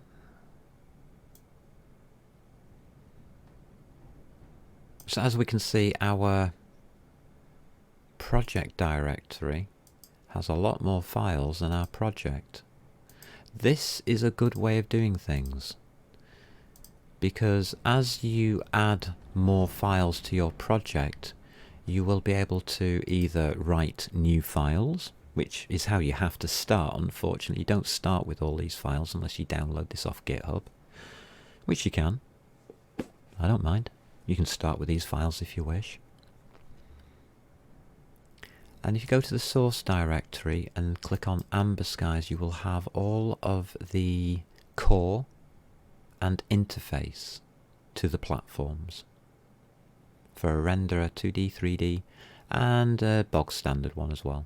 Context. Aha! That's where you were hiding. Thought you'd be in there. The most important one. The base of all renderers is the context. So this has been designed as a system which we've already seen, but each part of this, each directory in this is a module. Each directory of this code is its own module, separate, can be used anywhere. Here's I'm GUI. You can take it out. It's tied to GLFW, but hey ho. You can take it out and you can use it anywhere. This is all generic code. Would you like to use a compile commands to auto-configure IntelliSense for this folder? No. Not right now. Oh, we've got a debug thingy here. In a CPP file. This is being protected. Why? Because we're using ImGUI for debug purposes only at this point. Okay, that's fine. So this is all automatic stuff in here. Interesting.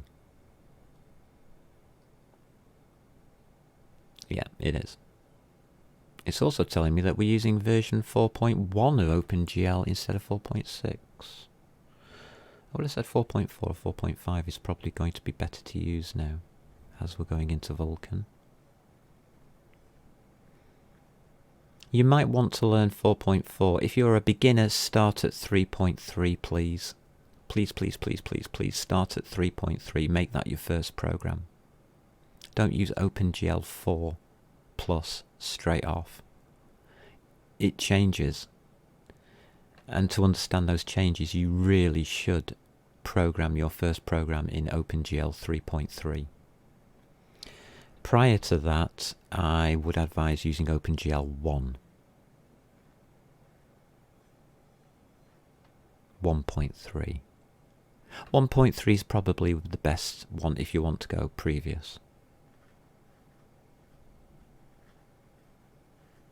That will enable you to have direct command over your graphics card rather than doing all of these shaders.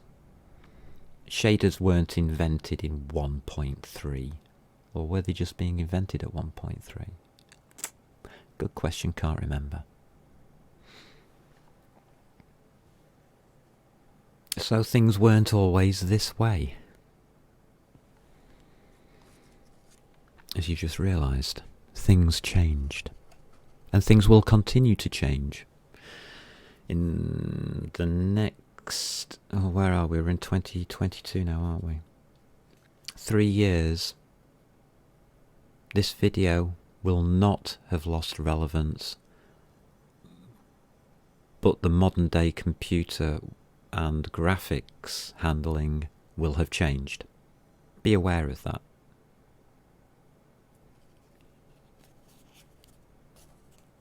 I've done the video in such a way that it will not lose relevance. It will still show you how to program OpenGL for eternity. You just have to do the research on whatever you have at that time and on what version number you have at that time. What the OpenGL commands are and how Kronos expects you to use them. And that brings us to the final part. We now know how to program OpenGL. But we need to know an extra step. We need to know what is expected of us by the people who designed this OpenGL system. We didn't design it, they did. We are using their tool.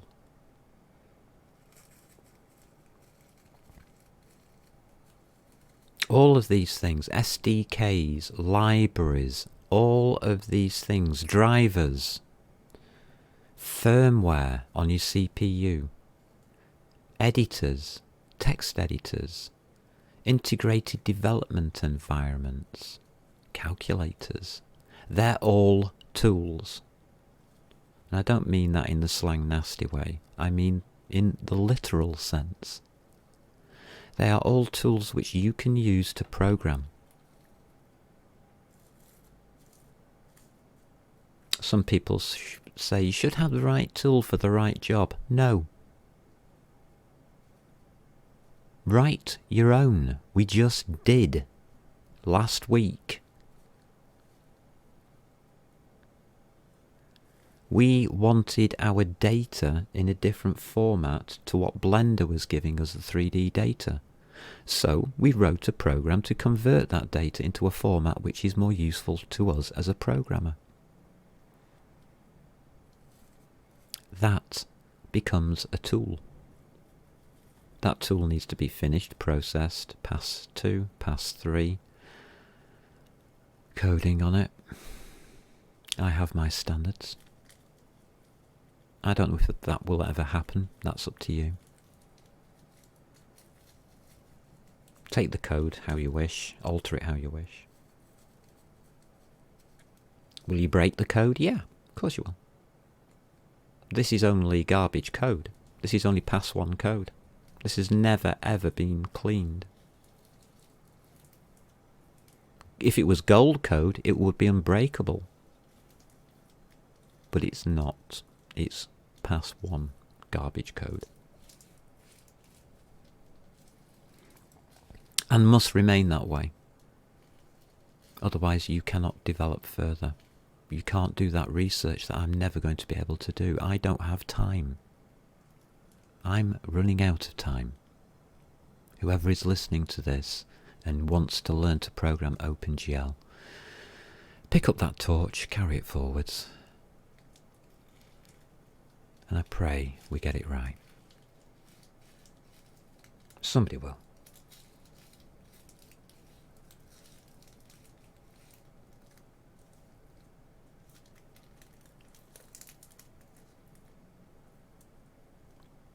That's what Tesla knew.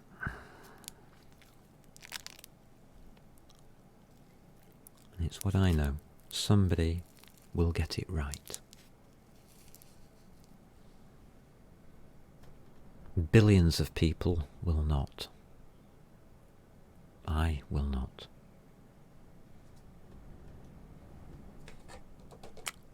Or maybe I did get it right. I'll never know. Awesome. So you've got all of this code, and you've got this beginning program. You've got the whole of the internet, which I never had. All of that information, which I never had.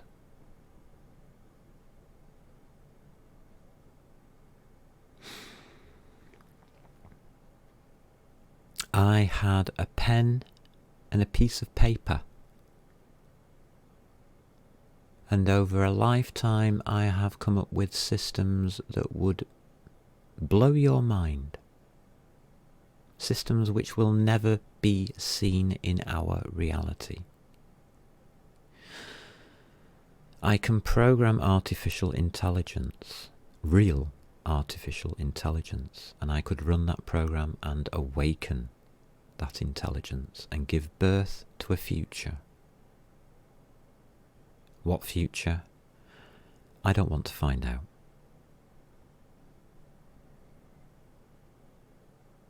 It's up to you to take code and play with it as a toy. That is how you learn to program. Humans learn by playing. As a child, you played. You learnt.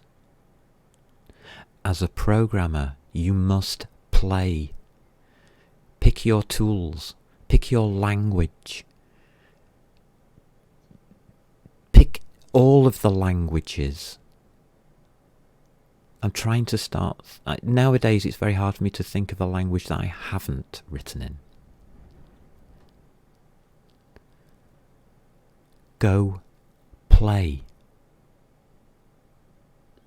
Go learn. The future of programming is with a group of inexperienced programmers that are being born today. The future of programming lies in their hands. And they must play. Hopefully one of them will work it out.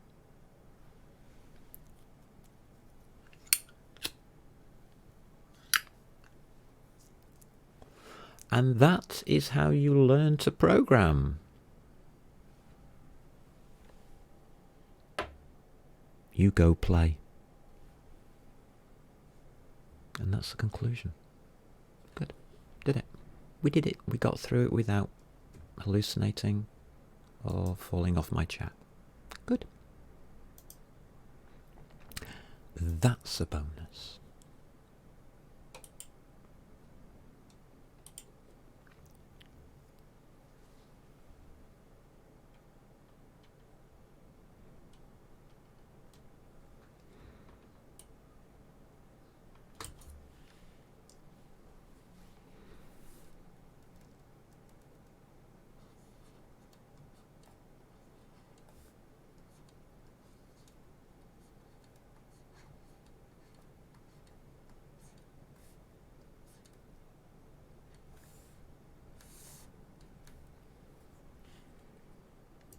Have I earned a cup of coffee, do you think? I might have earned a better lighter. We could refill the lighter, couldn't we? Right, I'm going to go and put the kettle on. Thank you for listening.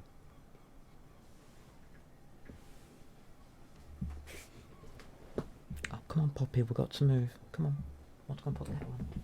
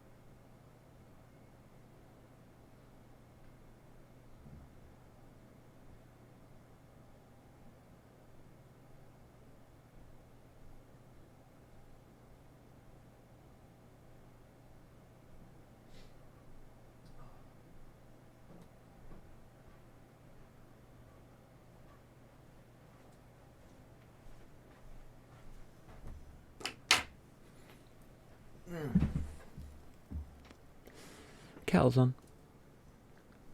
Life's good. I actually remembered to put water in it. Go me. If you don't realise that is a real achievement. Right, where are we up to? We are up to Foundation Project, weren't we? Yeah, I remember you. I think I do. So we've got a program that works, have we? That's awesome if we have.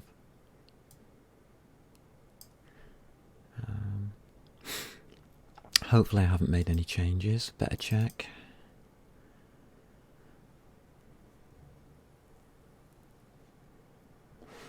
Oh, we have. One change. And you're in .pro.user. You blooming well would be, wouldn't you? Well, you're not important. I've just decided you're not important. Not to what we want to do. Okay, GitHub. You will find the code at GitHub. Phraserblade sharp. OpenGL _ foundation _ code. We are on the master branch. That's a bad place to be. I do need to clear that user. Oh no. Clear. We need to clear. We can't be here.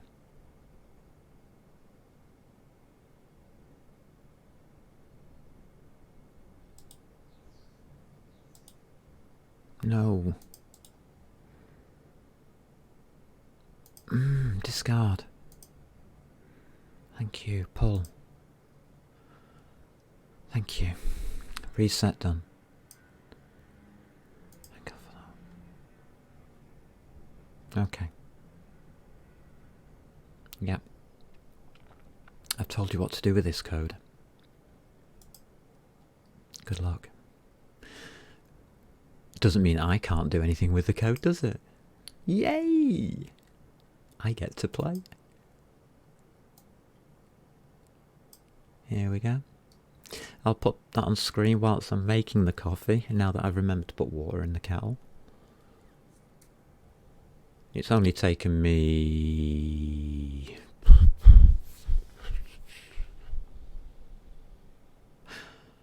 nearly 5 hours to remember to put water in a kettle. So I'm doing good today. 5 hours to make a cup of coffee. But it is my second cup of coffee, so I'll go and do it. Be right back.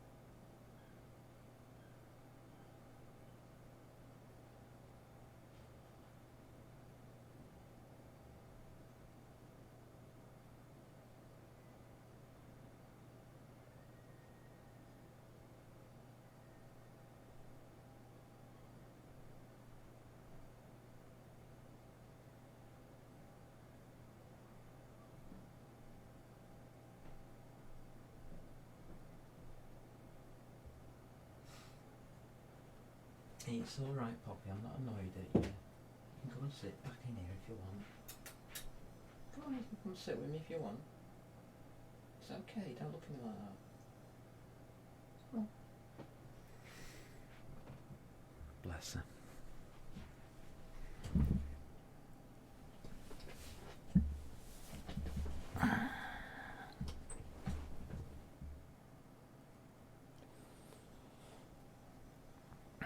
Why are layers so important? Because that's where we're going next. Why indeed would a layer of a program or a program layer be so important?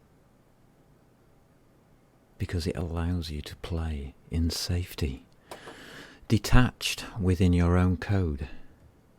Experiment.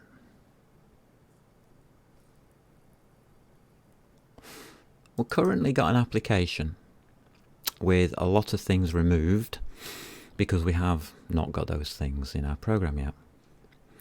What we need to look at here though, window creation, that's not important. Anybody can create a window, you just get GLFW to do it for you. It's a tool. Set event callback, that's nice. We've got a render initializer, that sounds nice too. We've got an I'm GUI layer and a push overlay. Right. When we run, we're taking out delta time. That's also important. Here we are. That's how to close. That updates each layer separately. Right, where do we create the layer? We create the layer within our application. Our application isn't here.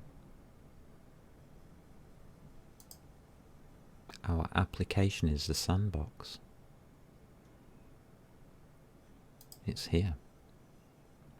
This is what we run.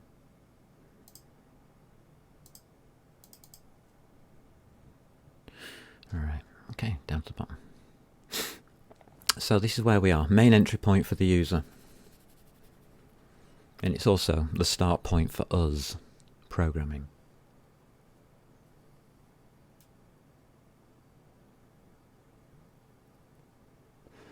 Let's see if I can do a better job of programming it this time round.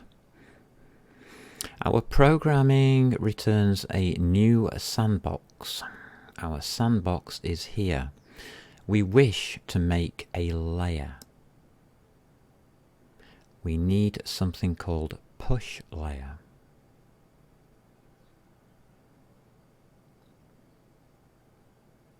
Push layer must be part of the application because that's what we inherit. We go back to the application and we should have a push layer. Here. This.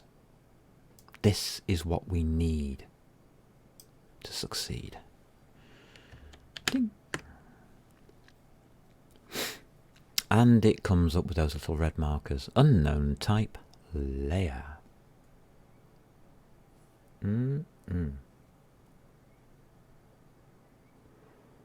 What's layer then? Alright.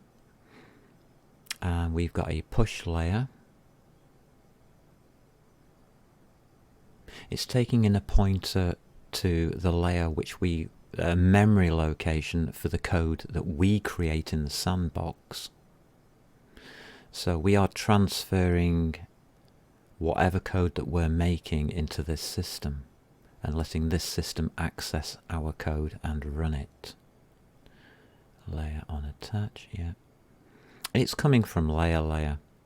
Layer layer. Hey, that's a cool name. Use of an undeclared identifier, M layer stack. Oh, we needed a layer stack. Sounds good. Do we need the layer stack first? Or can we just do the layer and layer on attach? We'll do the layer first and then we'll do the layer stack. I think that makes sense. So let's deal with one at a time. Okay, push layer must be in a header file.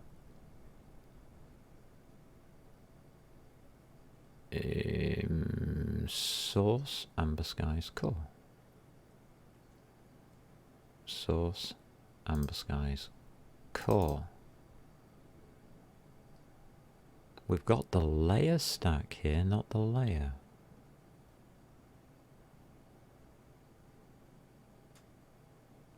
The layer is a memory location. We're storing it within a class, which is an object, which will be kept alive by the sandbox. The sandbox is going to own the layer, not the library. Wonder why I chose it that way round.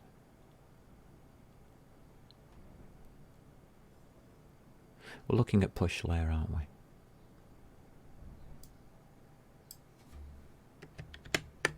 Okay. Unknown type layer. Well, that type is in that include. So what we need to do here is under foundation, add existing files, source.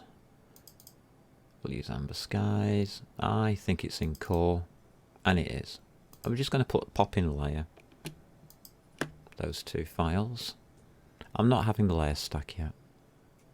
Open. Please add those two files now. It is doing. Here they come.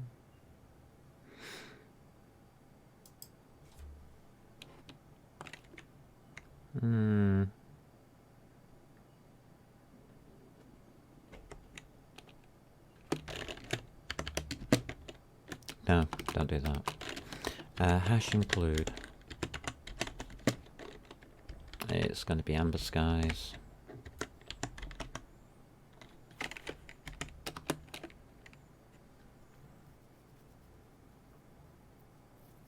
Core.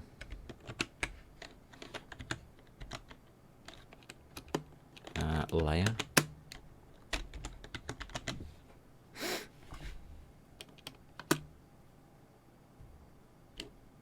And there's problems with the include file, of course. Our application is still saying unknown type because we've got problems with the header file. Okay, that looks good then. The header file was written with Windows in mind. We need to stop that from happening. Save all. Thank you. Problem solved. Good, good Qt creator. Thank you. Everything is okay here. We do not need a layer as anything in here. Make sure. No. So let's do Windows. Good.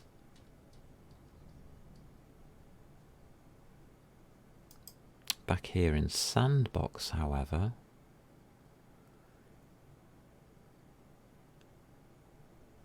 we should be able to do that.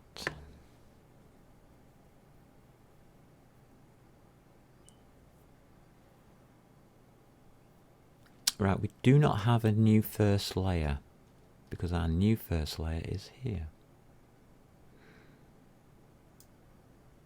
We write that ourselves.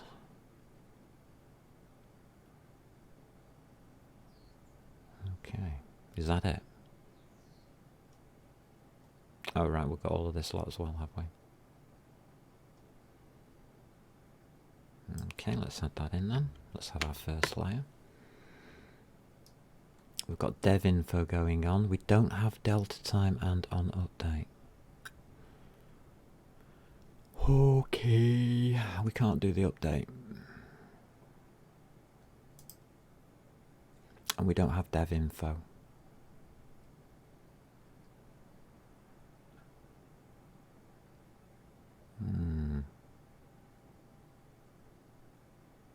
Okay. That's okay, that's okay. We can't do this. Take it out. Interestingly, it's picking up that we could take in a delta time, because it does actually exist within the code base. It will not get compiled. That's awkward.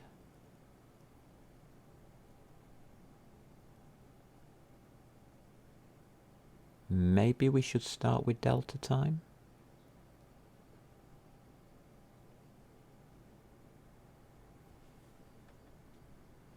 Delta time is a foundational piece of code which is pivotable for the whole system. We're not going to be doing that because it's got a dev info on it. And this is just a simple timer. Okay, that will then give us a good test. I do want delta time. Let's fix delta time. Why is Amber Skies H not happy?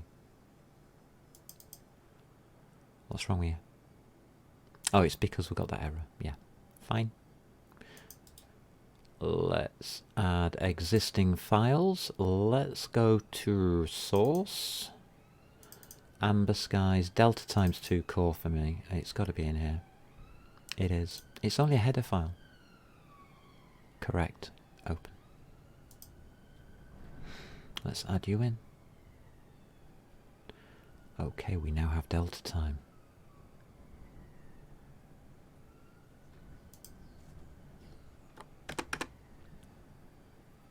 There it is. I can't tell if there's any errors in delta time. I think we should fix that first. I think so.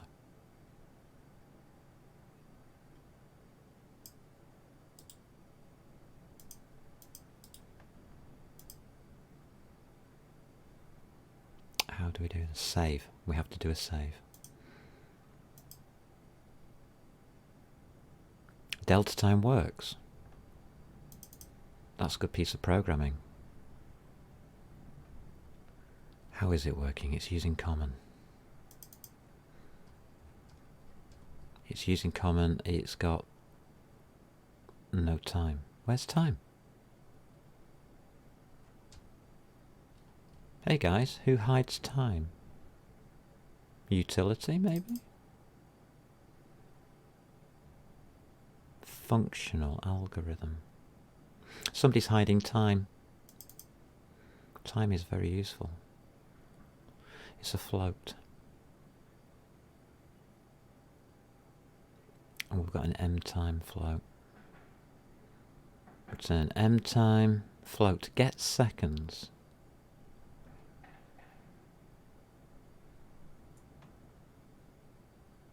Who are you?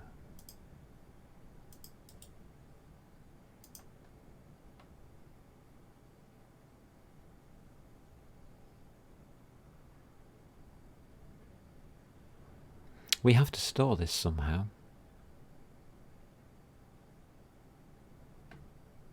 This is being stored by application. This is a storage class. This doesn't do anything. That's why it's working. All delta time is a class which stores a value, time. It doesn't do anything with that time. It doesn't record the time. It just stores it. Time is being derived from somewhere else. In this case, I bet it's GLFW, which we don't have access to right now. Damn. So our delta time is not going to work. Okay. So if we look up in here, delta time will be set where?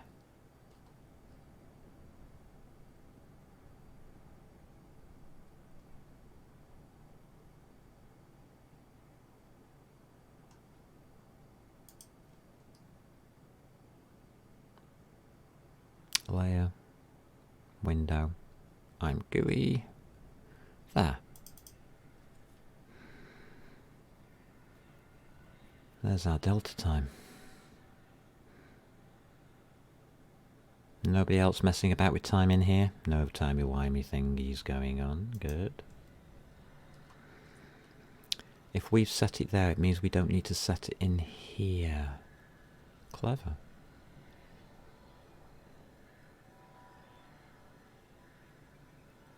We need to update it though. When we run, we set it.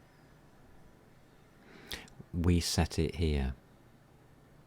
That's fine because that will cover the fact that we're not using GLFW. That's automatically going to pick up the number 1. Our time will be 1. And it'll be static, it will never change. It will not measure time, it will just be a static number. Okay, we're working out the last frame.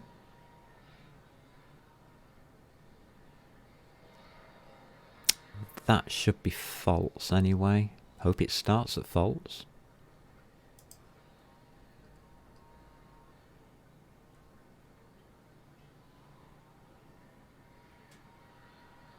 Oh, it starts at true. That's a bad idea.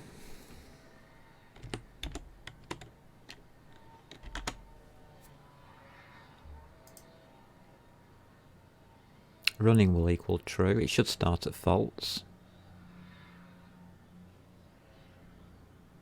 So that's a bad idea.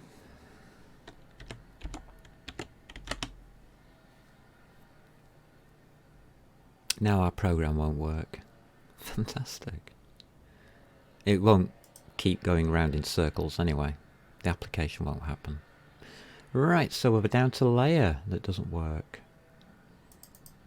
And it doesn't work because of events. Okay, let's get rid of the events then. Delta time works.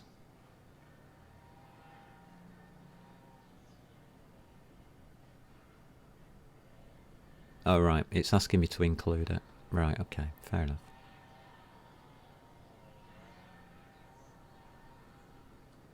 Delta time's visible, not used. Good. We can't have events, so we can't do on event.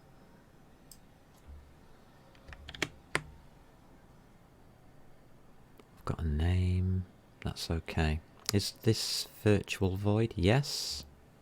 Awesome. Alright. Nothing here.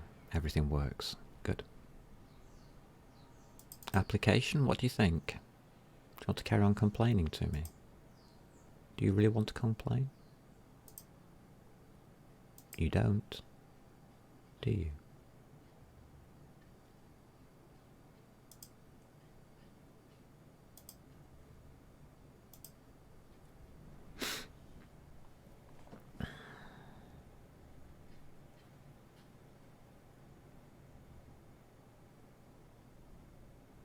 We've just taken layer on update out.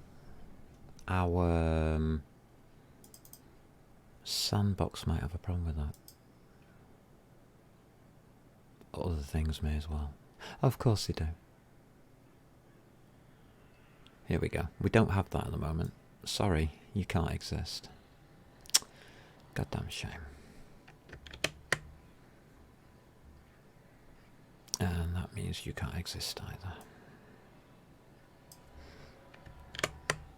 Okay, so we haven't got a timer. It's looking better. We are still getting these other errors. New first layer, okay. Create applications, and we expected that. Where? Where did we expect that? I've just messed up.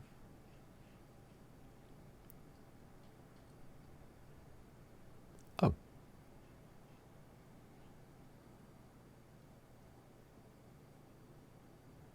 Have I? One there. Ah, doesn't match. I messed up. My bad. That's better. Alright, that's good.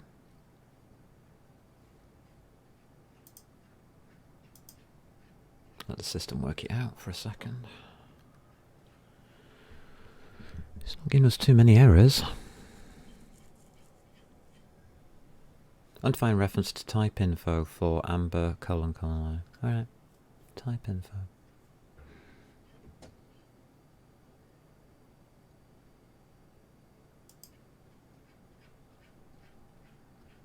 Class layer, public layer. That's your constructor. Why is your type info not happy, do you think? Because we have got something wrong in application.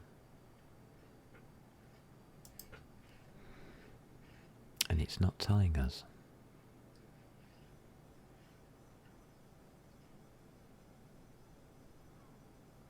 On event. I've taken the events out. A layer on attach. Awkward.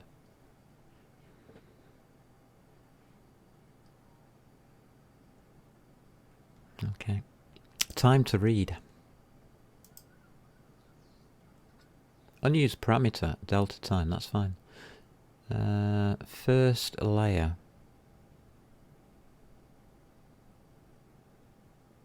We're using standard C11. Basic string. Really? Are we?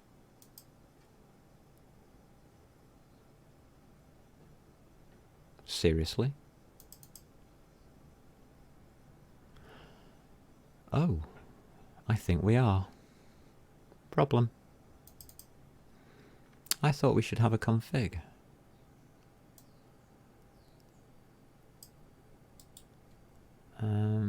Let's do that then.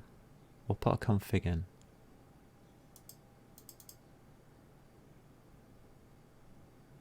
There is definitely no config here.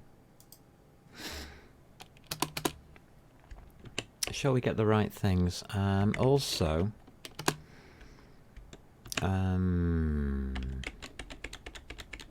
dangerous. Don't do it unless it's needed. Right. Just a thought came through. Save that. Little green bars go across. You happy, guys? Redo. Okay. But he's still asking for C++11. And it's looking for basic string on this line here. That's going through to layer. Layer says what? Const std string. We have a common.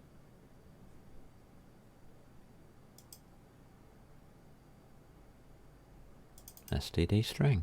It's there. That's why I have it there.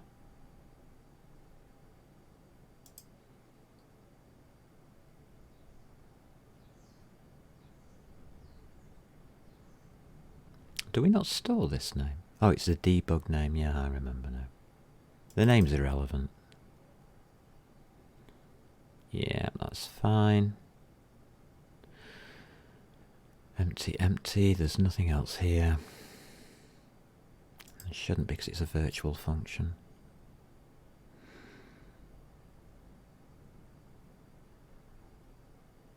Alright. And we have to build here. Good. Now we can build here. Good. Now we can run. And it works. Now, because we changed a couple of values to false, it no longer will loop in the application until the end of time. But we have a sandbox constructed. Let's find out about what we've just done. We're playing. Yay! Clear. Code works. Our layer, though, isn't telling us everything.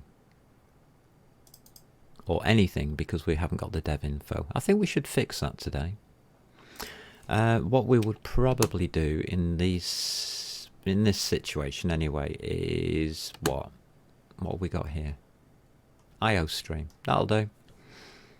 Why have I got a lighter in my hands? Put that down. Cout. Straightforward command. Oh, lovely. Thank you very much for that. I prefer to do it this way. Where are we? We are in first layer.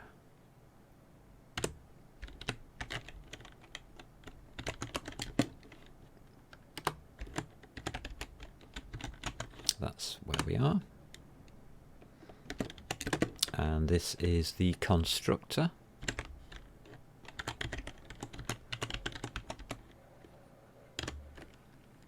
Do we have a destructor? We don't.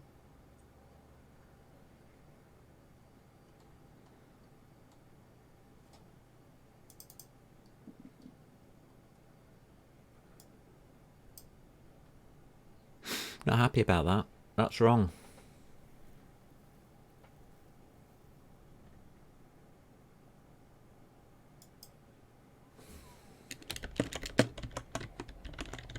That's right. We have to tell the compiler we want a default constructor. Otherwise, we should create one.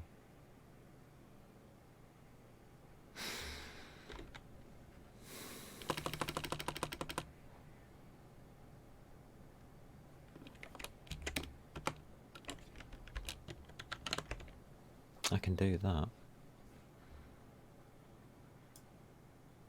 We can play with this. Back in Sandbox.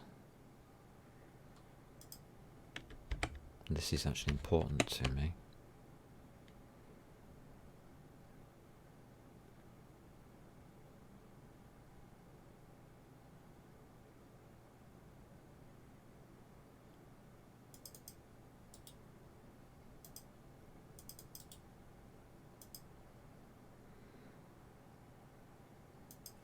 Okay.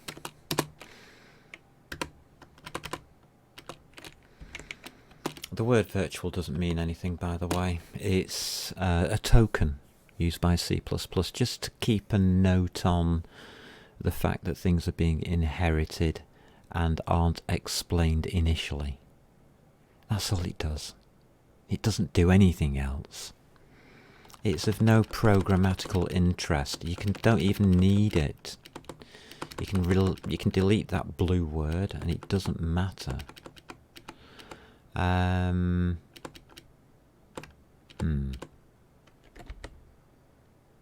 Alright. This matters. We need to know what our program's doing. And why did it just do that? That was weird.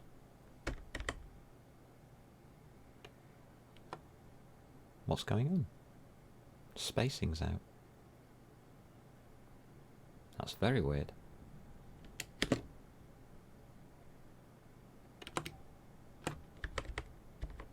Oh well, so be it. Again, we're in first layer. Always tell yourself where you are. Otherwise you've got no chance of reading this and making sense of it. And this is destructed. Destroyed.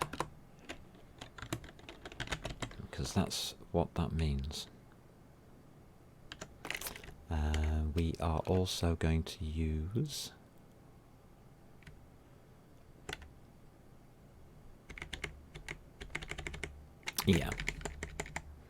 we'll use a \n because I've now got it. We can.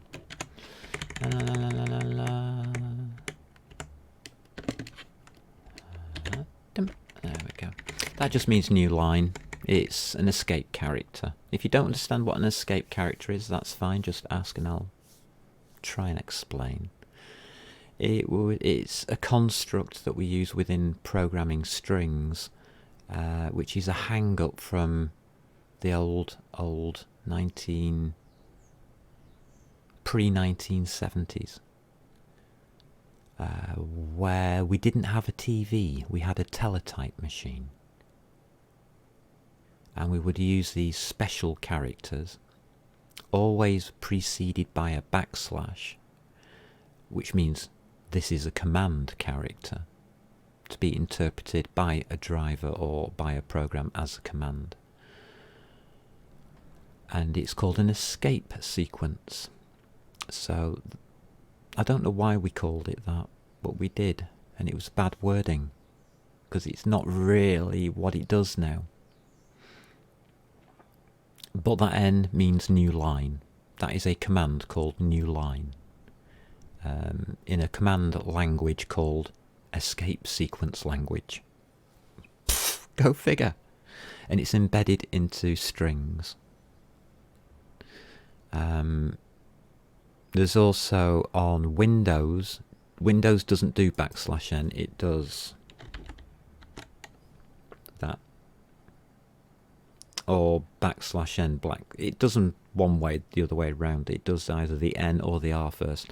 R being return carriage.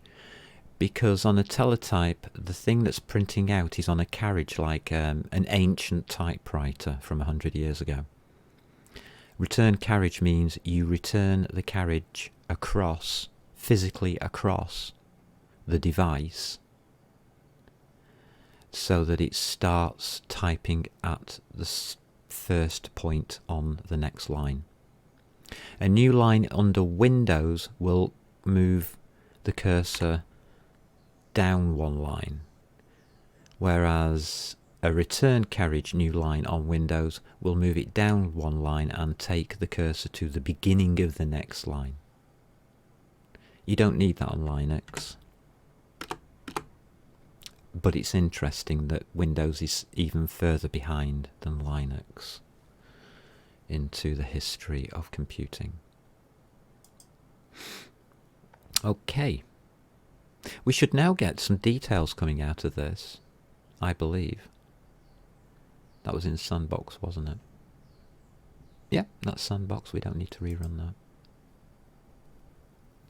We've got a semicolon missing.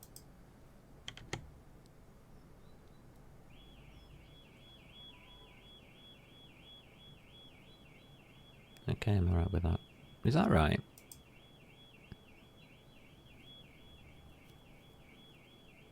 Obviously not. First layer's been constructed, but we're not destroying. Oh, awkward. And that's why I wanted to put it in. That's not being called. Okay.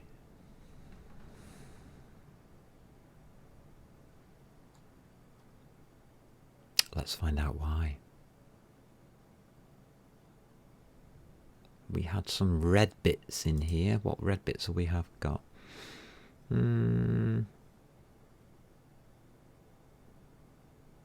Unused parameter. That it? Not like unused function.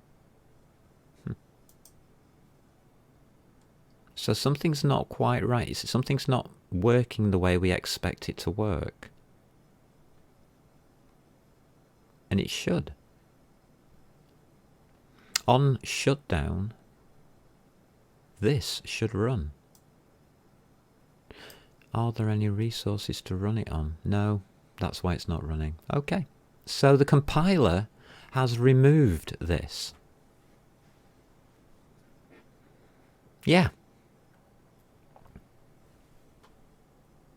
Our compiler has decided that's inefficient, you don't need that. There's no code to generate. The compiler's decided that that doesn't require any code because it doesn't actually do anything. Even though we've asked it to do something, the compiler doesn't see any data. This function is designed to return resources, memory resources, back to the operating system. And it doesn't do that. It doesn't do anything.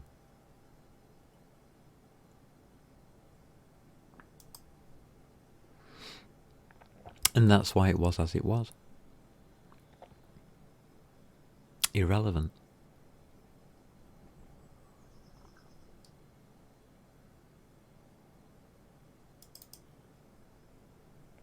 This is not a pointer. This isn't a location of memory outside of the program. As the program dies, this automatically dies. The resource is used by mdebug name is reclaimed by the system. So our original semicolon is fine, but it's not.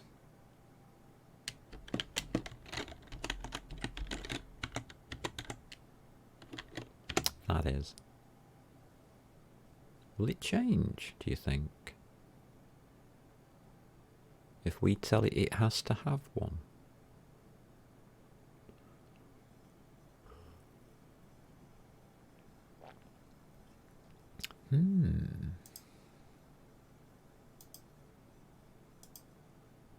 It's not going to alter the fact that we can have one.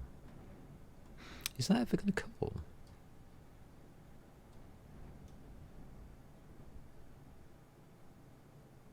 We'll put an override in.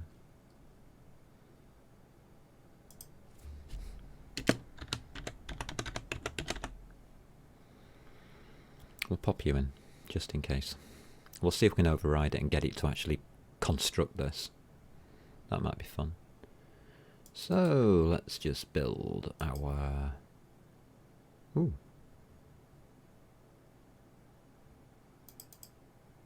It doesn't like... Oh, I see. That's interesting. We don't need that. Goodbye.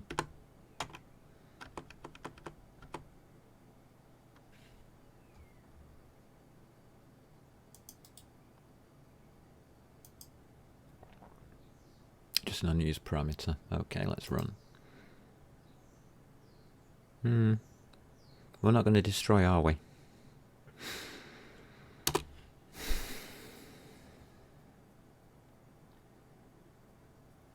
There's nothing to destroy. That's what that's telling us. That's fine. So this is useless. And that's why it wasn't there.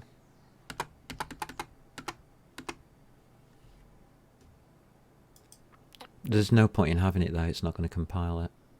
There's nothing, there's no code for it to do. What we can do is leave ourself a message on exit. Main entry point. Hash include blah blah blah blah blah. Return new sandbox. Sandbox has to come through here on the application. No, it doesn't.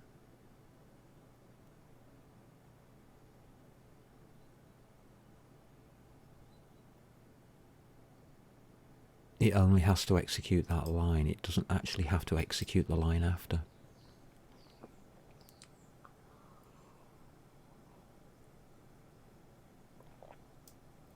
The execution of line 106, which says send all resources back to the operating system, may never happen.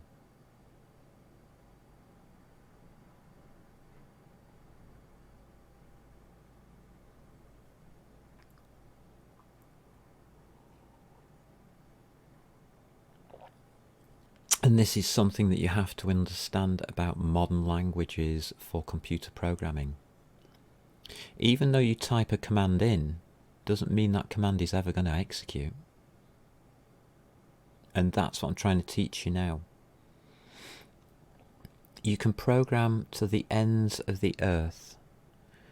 You can have the most fantastic idea for a solution, a program, in the whole of the world.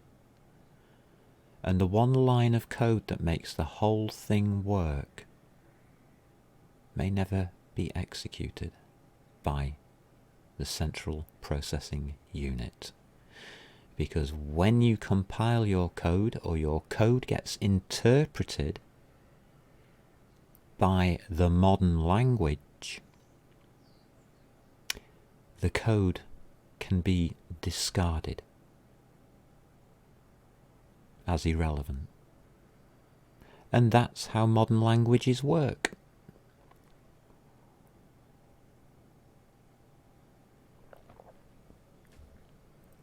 To get around that, you would have to go to a language that was around pre 1980 and use versions of languages that were around pre-1980. Any attempt to program a computer in a modern language, which is post-1980, will alter your code. Bear that in mind, and that's why we need to play.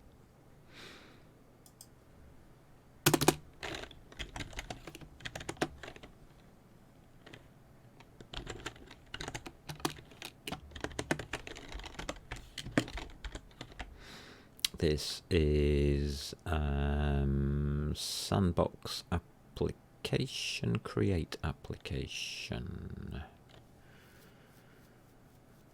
That will never exist. That will never happen. It can't because there's a return command there.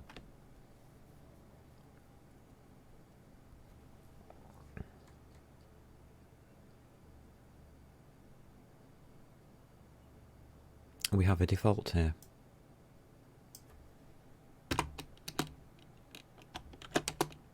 We can do this one.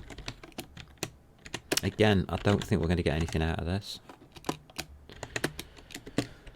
Oh, this is Sandbox.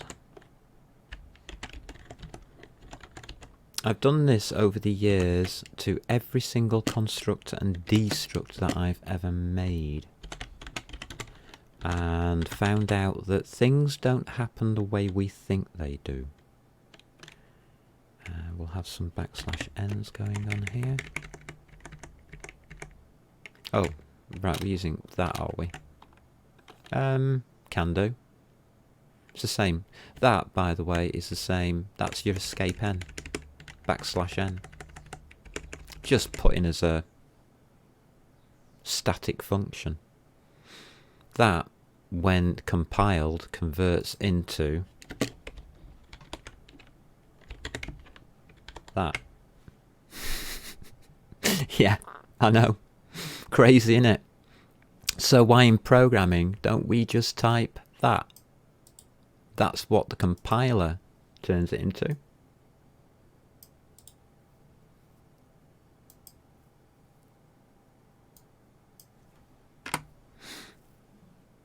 And it's the same thing, but we don't need it separate.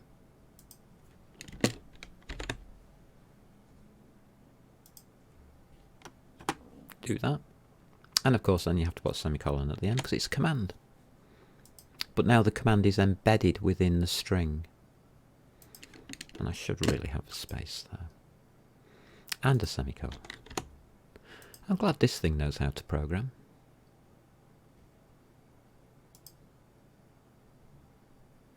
Oh look, we have a new message. It does run.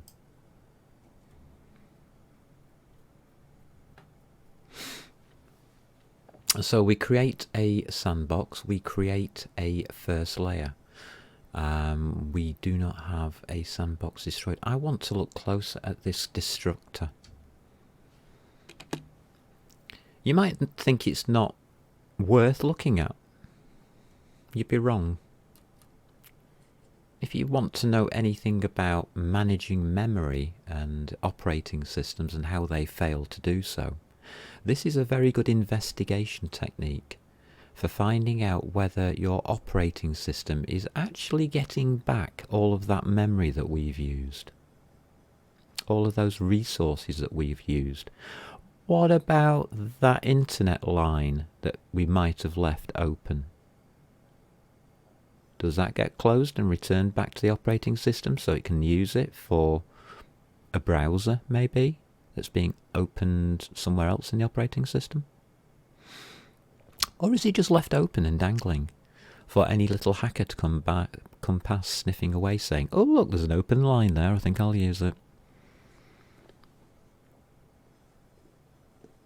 Not knowing what your program is doing is more dangerous than programming.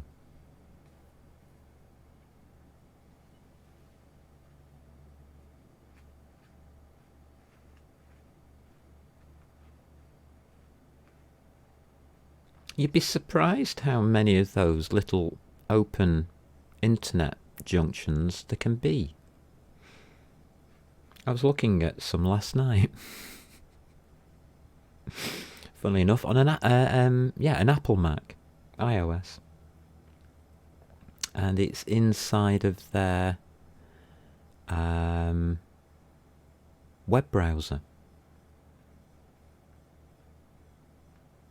Their web browser, as long as it's kept open, doesn't close all of the connections automatically once they are not used. It relies on the user of the web page to close that connection for you. If the user of that web page is not a nice person or just doesn't know, is ignorant. This is what I was looking into last night. It's amazing, this. Then that open connection can be used by anybody directly into your operating system without any security to be bypassed, because it's already been passed as secure. Your browser has already linked to it. If it was a video on YouTube, you now have an open streaming connection directly into the heart of your operating system that is open, unattended, and can be linked to anything or produce anything, go anywhere and do what it likes. You opened it. It's your computer. It can do anything on your computer that you can do. You have given that internet line full authorization to alter your computer. Luckily on the Apple Mac, which is why I was using the Apple Mac, it has a system like Linux where you have a root password as well, so that people can't just alter your hard drive willy-nilly. Well, not without your root password, that is. Your super user do.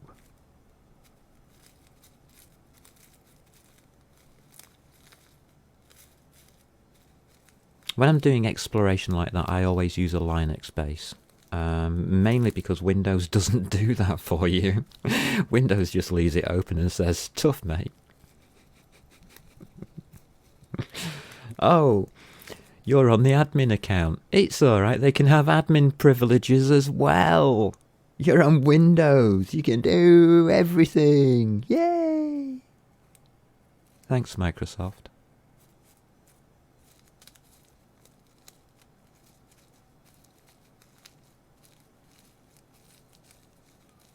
And that's why you place messages in your code. A lot of people who teach programming, and I'm not teaching you how to program, mate. I've just told you how to program and just left it up to you and said, go play. People who actually teach the subject and can't work out where they've just put their backup lighter. Did I put it in a pocket? Are you sitting on it? Oh, Poppy, you're not sitting on it. You are sitting on it. Sugar, how do I move the cat without moving the cat? Let me just get in this pocket. Get your bum out. I'm not putting my hand up your bum. No, this is... Yeah, got it. All right. Sorry, love. You do the most awkward things. And you've really warmed that up. That's going to blow up in my face now. People who teach programming say, do not put these messages into your program. As your program grows and gets more complicated, you will lose track of these messages and will not know where they are. When you want to delete all of your messages, make sure you have programmed them in such a way that you can switch them off.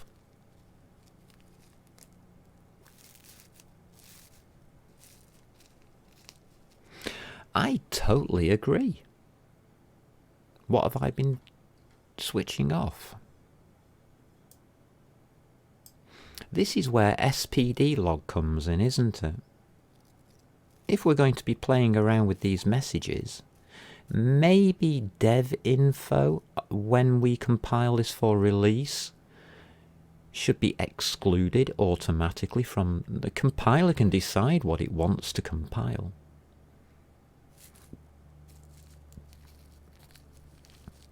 We can help it out. We can use a tool like speedlog. We can write a macro called devinfo that will compile in debug mode and will not compile in release mode. So we can put devinfo where the hell we like and it will not be compiled upon release. That's why I've been commenting that out and ignoring it for a little bit. And using stdcout. Interestingly, we just did something there that forced an output which I wasn't expecting it to force. So we've got Sandbox Override. Okay. How is Sandbox doing that in the application? Let's have a look at the application. Here it is. We've just got a virtual blah clunk. That virtual blah clunk is in the code. It's being compiled.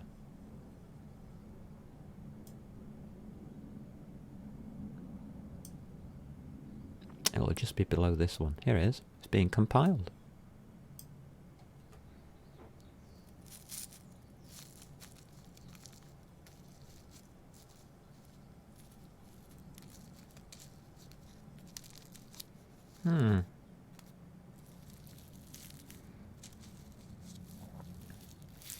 So maybe we should copy that code, which is exactly what we had in the first place.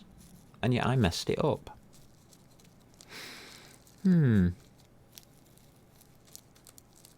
Interesting. Through playing around, I've removed all of that. Was it correct in the first place then? Possibly.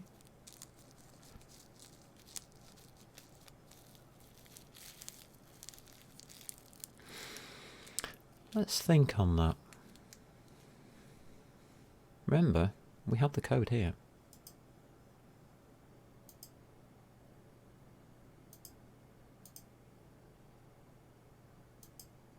This is the original code. Virtual layer. Virtual application. Yeah, that's how it should really look, isn't it? I mean, it should look like that in every virtual header file. Virtual header files are not for the program. The virtual header files are for helping your compiler choose what to compile.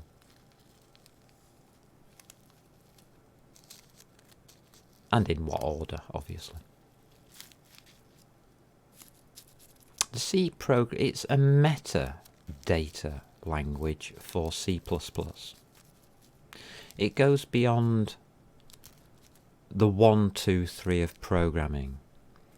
It actually tries to tell your compiler how you want things compiling, as do all of these hash includes here. These are called pre-processing or pre-compile directives. Pre-compiler directives, where these are compiler directives. So there's a difference. One's done before compilation, one's done during compilation. There's a big difference. Timing. So virtual functions are not to be avoided. Virtual functions are not bad. Do you really want to deal with this as a programmer? No, you don't.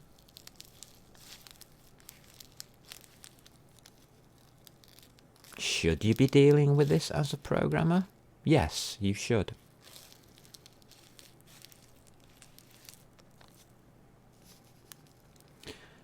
Because it's not the programmer who is programming the computer.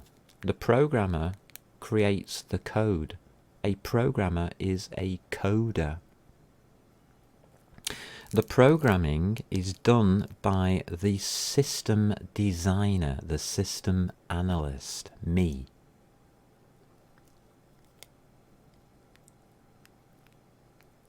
I'm the one that spent all the years working out how that bloody CPU works.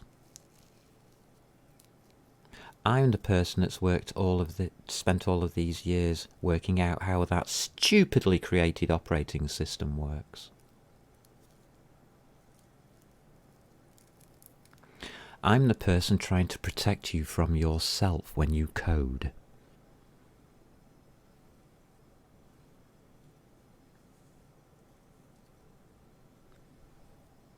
But not just you as a coder.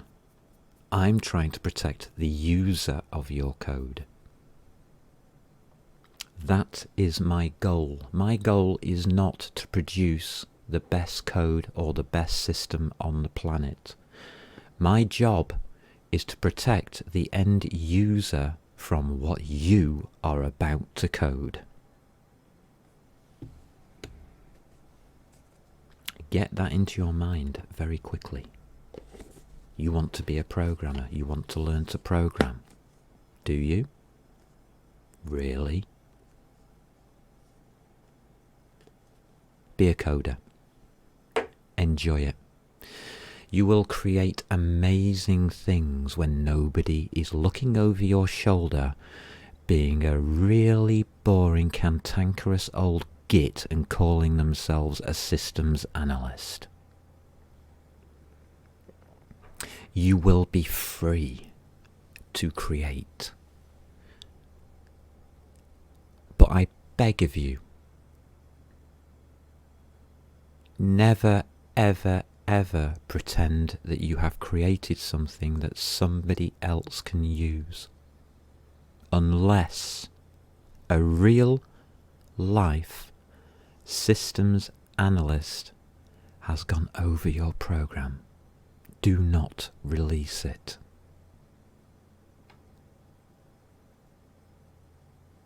Because that is what has happened.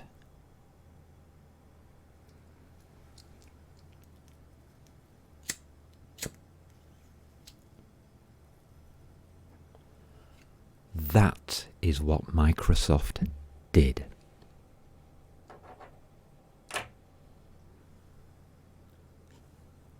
We have a massive, huge program with probably over 100, no, it's more.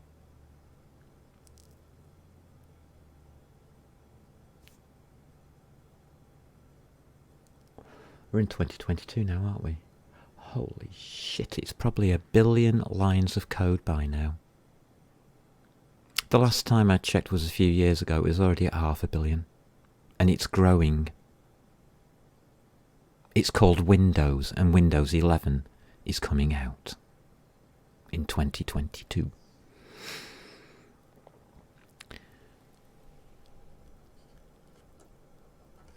No systems analyst would ever have let that happen.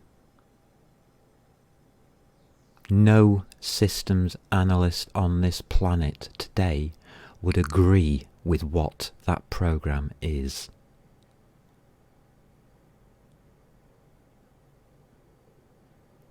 All of those systems analysts hates Windows. And we're beginning to dislike Linux for exactly the same reason. Be careful, coders. Be careful.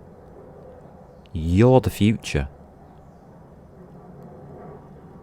I didn't get to work for Microsoft. I wish I had now, because I could have stopped it. I have the wherewithal and the backbone to stop it. Do you?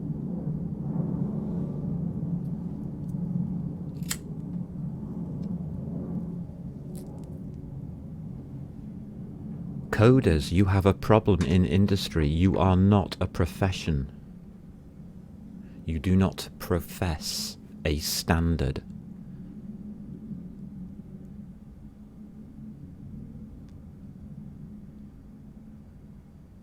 You have no union. You have not got a leg to stand on. Microsoft took advantage of that. And every company that uses a programmer has taken advantage of that. And my job, me, the systems analyst, a profession who I can profess to have standards. I can lay out in court pass 1, pass 2 and pass 3.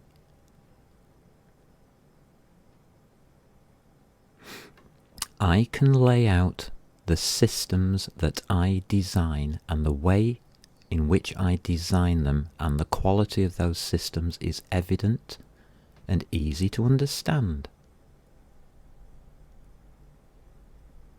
I am not responsible for the code. You are.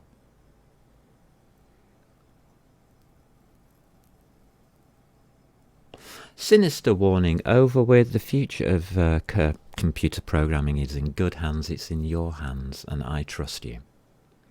I also trust all the hackers to do the best they can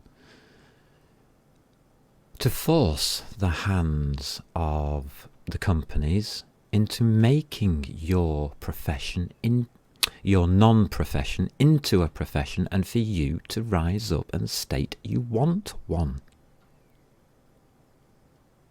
You have to start getting values. Right, I think we're going to have to put this in. Layer. I do witter on a lot. So we've changed it, haven't we? Let's put it back. We'll put the default in. We don't want it. Thank you. Very thank you. Thank you. Layer. We have to change you again, don't we? Yeah, well, I suppose we do.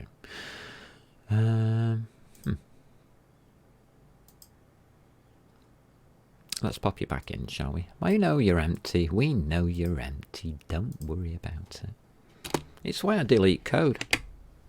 I don't care about deleting code. I've got a copy of it on GitHub.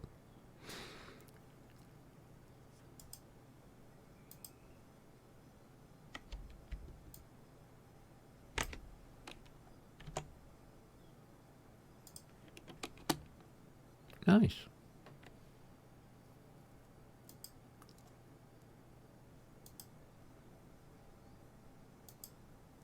So how did we get that message to happen?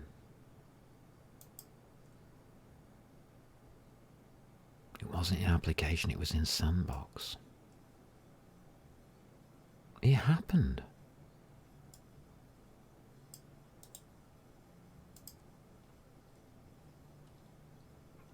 Remember, Sandbox is inheriting from application. That application code that we just looked at here. Virtual application here. It's inheriting that. We've just put that back into layers. So in Sandbox, we should be able to put it in here. There's your template. It's not called Sandbox, it's called First Layer. Override, blob. It's not called that. It's called First Layer. Blob. Isn't that what we just did? I want to rebuild this time. Delta time, M simple timer. That's okay, it's all to do with time. We haven't finished time. We just placed things in so things would tick over. The jokes I make. Sandbox. Can we just rebuild you a minute? Cheers. Unused parameter delta time, that's interesting. Go away.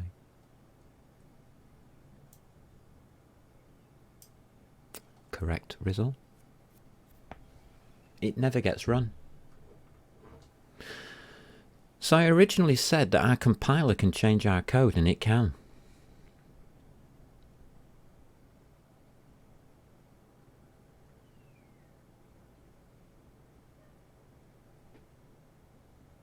Oh dear. We've got a memory leak.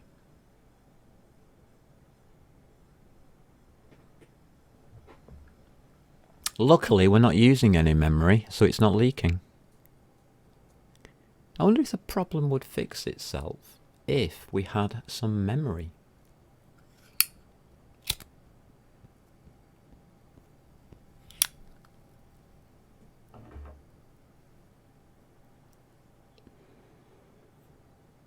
All this about the destruction of first layer and how important it is.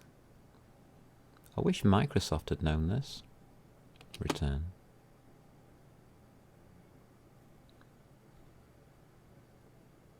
This one simple fact is in all of C++ and C. Microsoft Windows is written primarily in C and C++, with a couple of other smatterings of languages splattered around. For fun, really. Just for funsies. They weren't needed to be different languages. They're just there because, heh, why not?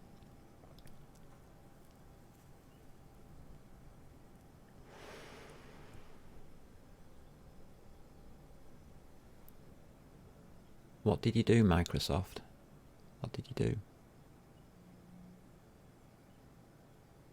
You never ever looked at your application entry point, did you? And this is why layers is very, very, very, and I mean very important. Windows isn't built this way. It doesn't use something called layers. It uses something called... You cannot love this. It gets even better. Windows uses a different system. Similar, but different.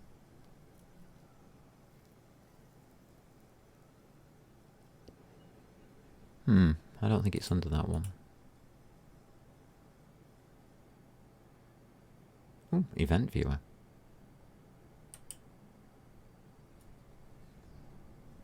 Let's have a look. Oh, that's nice. That's devices. I don't really want devices. Oh, tasks. You task me. You task me. Processes 104. What are these processes? We have a Crash Defender service. We have an external events service. We have a user experience program. Hold on a minute. Can we just pull that over a little bit? Can we have the full name, please? Thank you. Oh, what's this? Anti-malware service. Socket server. Definition of a server is something that gives a service. Windows isn't a program, it's not an operating system. The operating system is the layer below Windows.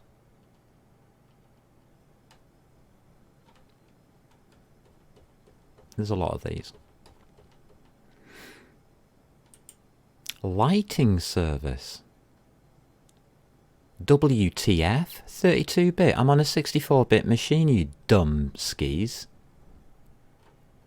Microsoft Edge.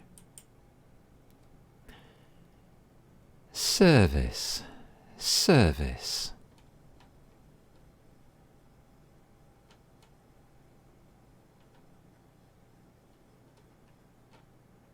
Here we go. Runtime broker. Runtime broker.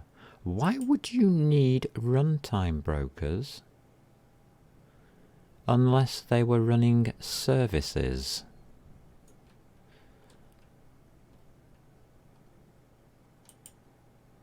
No, I'm not going in there. That's a rabbit hole. Security Health Service. Windows processes. Why do I have so many consoles open? I haven't opened one. Because that's the operating system. It's here. Console window host is the operating system. The layer below Windows, the thing that they've been selling us an operating system for since 1995. The operating system was actually, I've been through this, we've talked about it, was written way before 1995. We've gone there. I'm not going there again. There's your operating system. We have 100 processes, and yet we only have that much contact with the operating system. Therefore, those services are running independently from the operating system, and they're switching on and off. It's just gone down to 99. What happened to that 100th one? Where did it just go? What was it? I've got a camera monitor there. Yeah, I've got a camera plugged in. Am I going to show my face on the internet? No. Don't ask for that one. Hold on a minute. Why would you need a window manager if this was an operating system?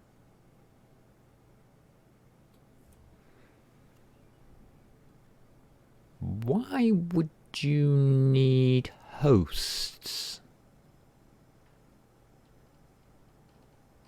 Are you getting to see what they did? Their operating system replaced the layer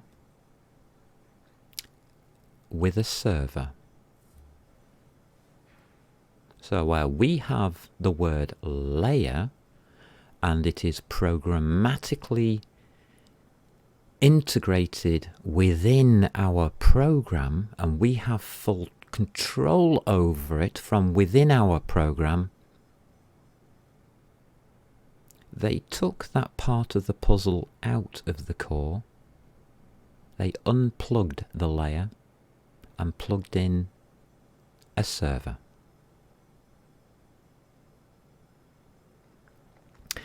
Which will run independently from everything on its own thread. Because that's how the operating system works. That's why we have all these hosts. One of these little diddy hosts up here is for our services. This.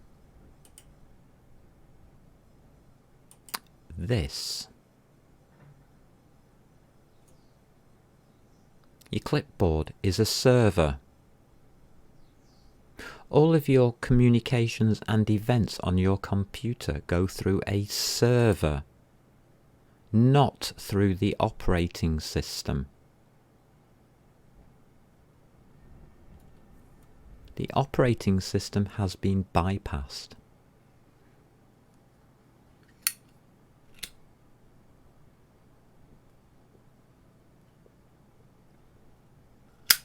The operating system for Windows 11 is now no more than a driver.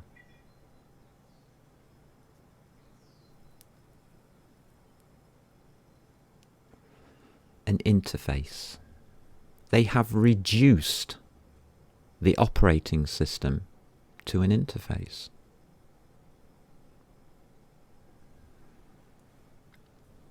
I'm a systems analyst. What does that mean? Shall we go look?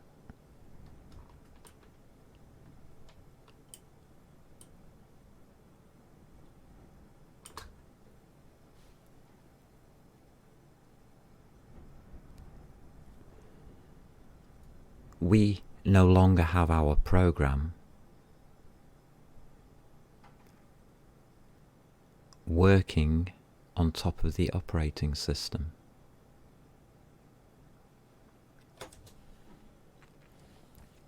What would happen if we put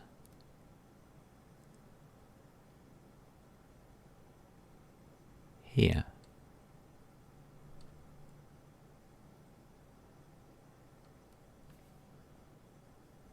and just ignore that for a second? What would happen if we detached our program from the operating system and placed it in the interface? Made the operating system an interface. You can't. It wouldn't work. So what they did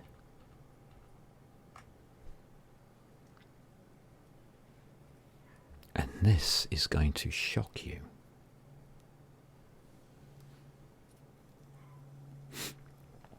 You can't do it with layers.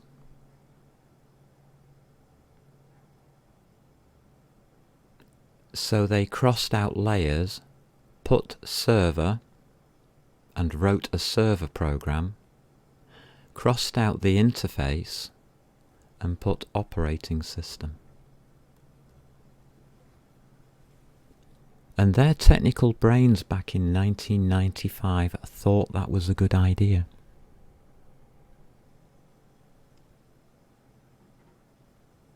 What's controlling your program? Nothing.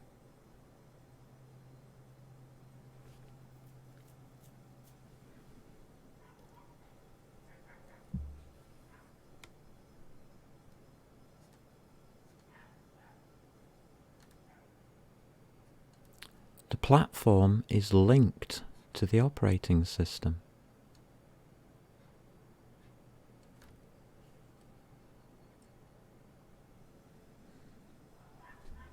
The arrows I wasn't going to put on. I wasn't going to discuss.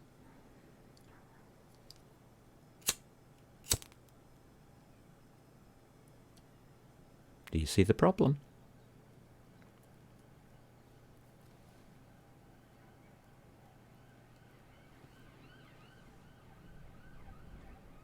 Your application is no longer attached to the operating system, it's attached to a server.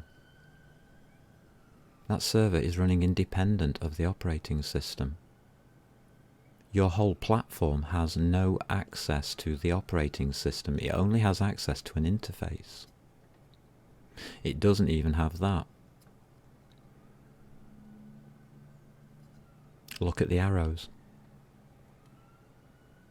Your platform is disconnected from the operating system. How the hell is that going to work in reality?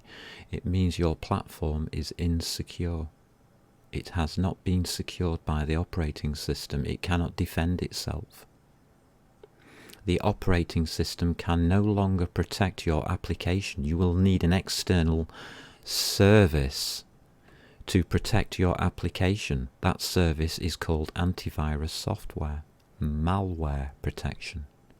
That will run on a server, which also has not got any connection to an operating system because it's using an interface. That malware is not protected.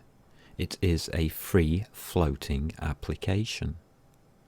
It cannot be protected by the operating system because the operating system isn't attached to it anymore. Who's protecting your antivirus malware?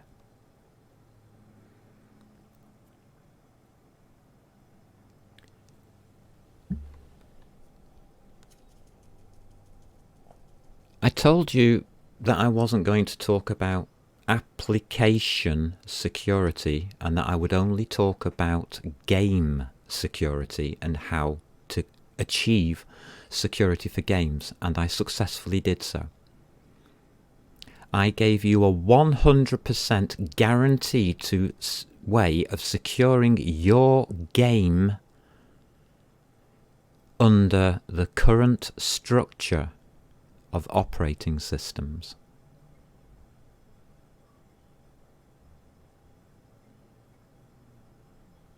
If you wish to not take that advice and you wish to include things within your game that can access real life data, things that matter in the real world, you will have to write your own operating system, and that was the conclusion of that talk. And this is why.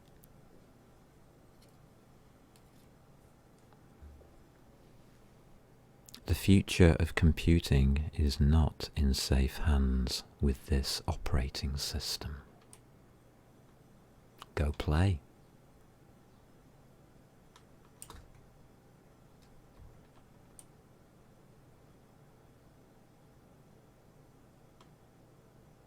I think I've shown you how to program this now.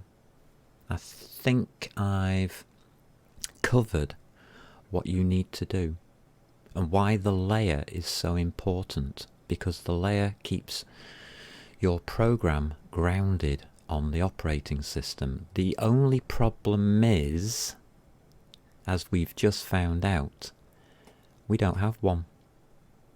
We don't have an operating system. This doesn't exist.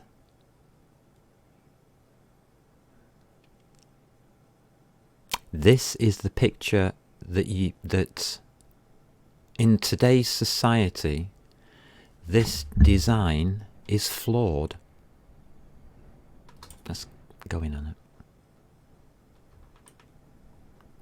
This whole design cannot work. It doesn't exist. Therefore, you're going to have to program your own operating system, peeps. Sorry.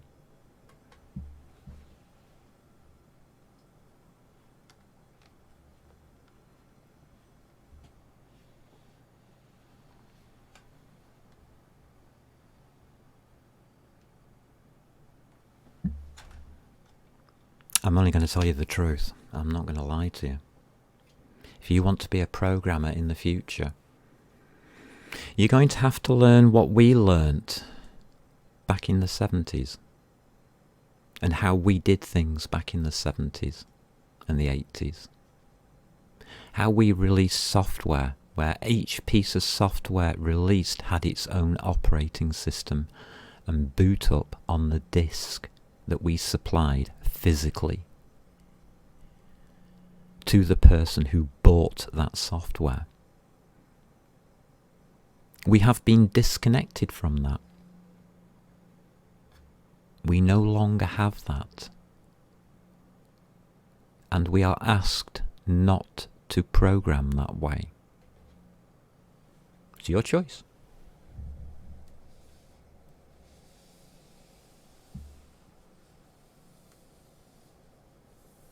Will you get a job? Yeah. The fact that you can program, or actually anybody who's just been through today's talk and about this and today's club event about programming from first principles can program an operating system now. You know how to do it. I haven't given you the code for it though. You'd have to research that a little. Or you could ask me to write it. I could do that next week if you want. We could write a operating system for games. I wonder if we could. I know I can. But I wonder if we can.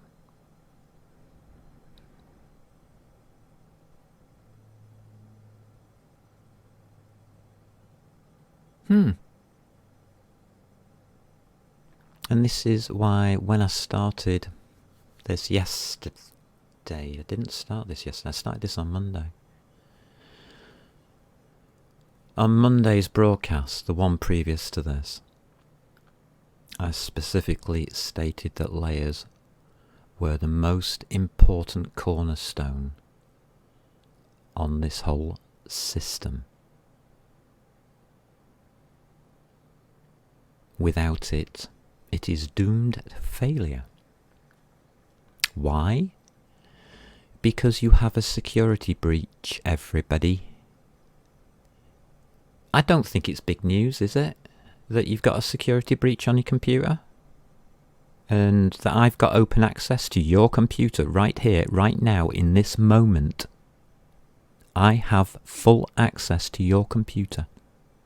You are watching this. You are streaming this. I am inside your computer right now, and it's wide open for me to do anything I want with it. It's under your login details. If you are the administrator of this computer, I would advise you to create a second account that isn't an administrator and use that second account to log in.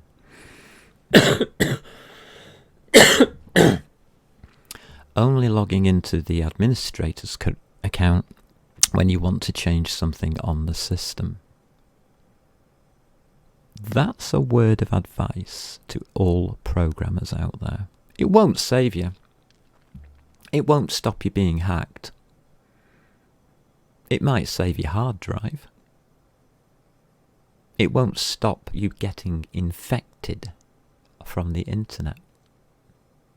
It can't. Because whatever application you are using is not connected to your operating system. Your operating system doesn't exist anymore. It's a driver. And how do you hack computers the easy way? Come on. Hacking 101.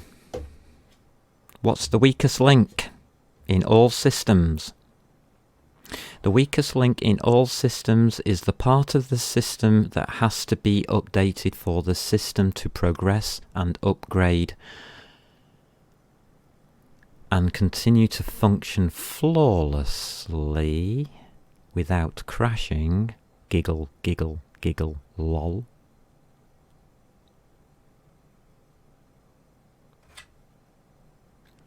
The part of the system that has to upgrade its security to defend itself.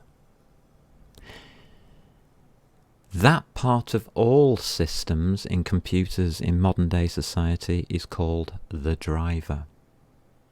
The weakest link is the driver.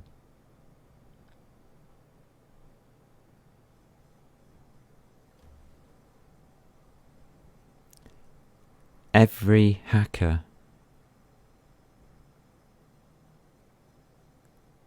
who is a hacker knows that. All of the people out there that are in security, red team, blue team, are looking at exploits. The exploits within the applications, they're looking here, under application for exploits. They're not looking at the drivers. Why?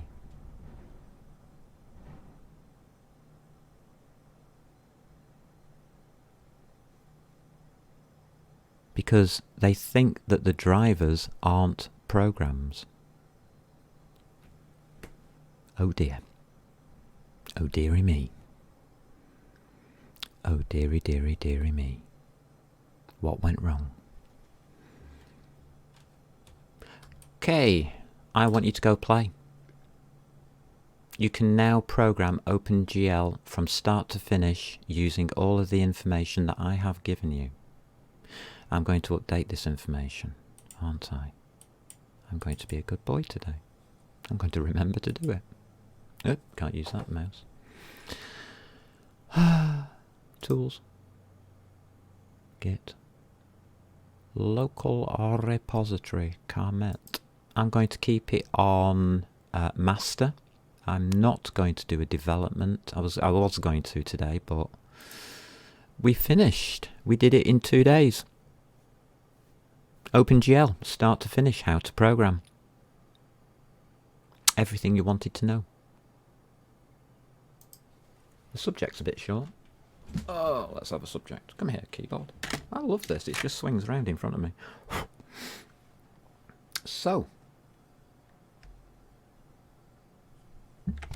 Oh.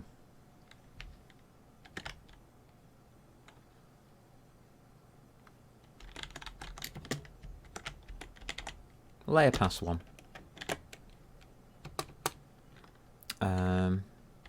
First.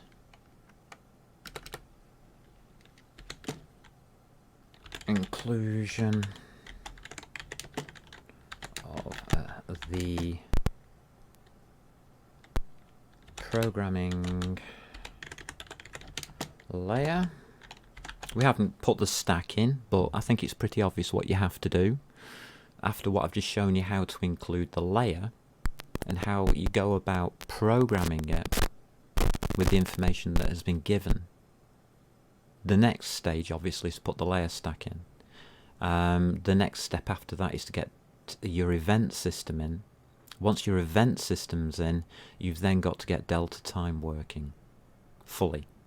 At that point you have a core application that is event driven. You have everything you need to program. The back end, you can program how you like, the files are there. First inclusion of the programming layer with basic code. Ding! Done.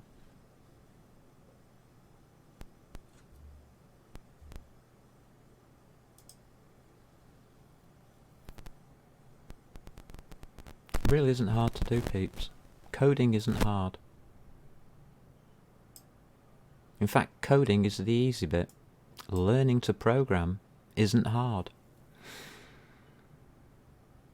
It's the easy bit. What took 40 years of my life was learning how it works. Playing.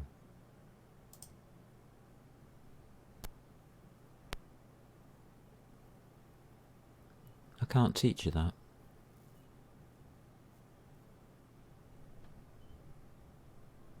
Nobody can.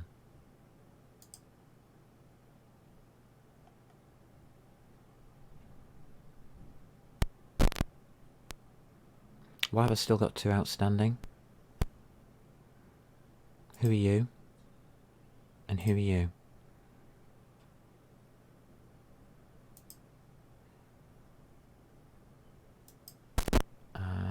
You are Qt updates.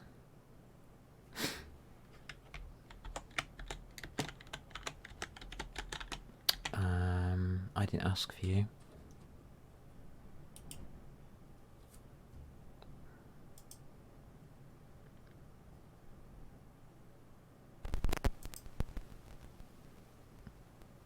But you are required. Okay, done, done. All updates done. Layer password. Good. That reads correctly.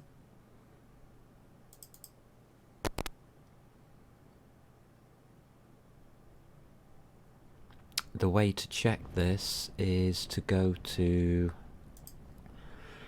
the Sandbox and look at the profile.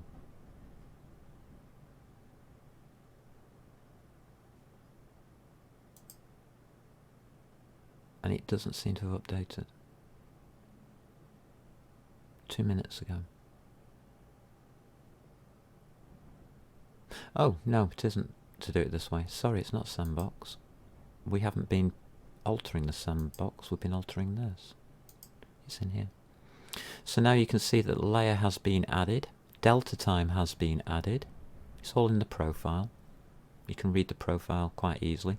I've got minus OpenGL. I've got OpenGL lib there ready for you. But you can't program OpenGL until you've got your core. You'd be stupid to do so, but that's your choice.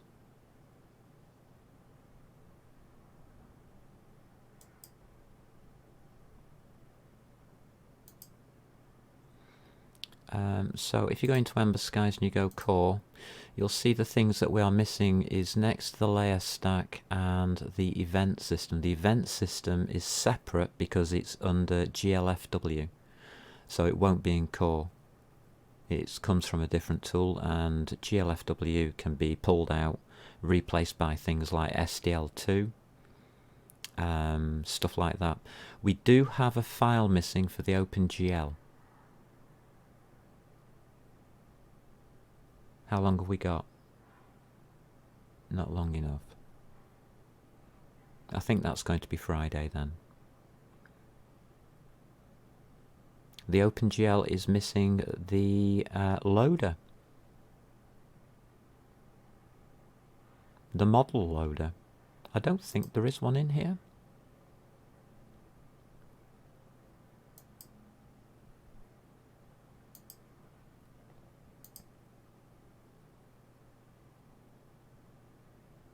Nope, I don't see a model loader there.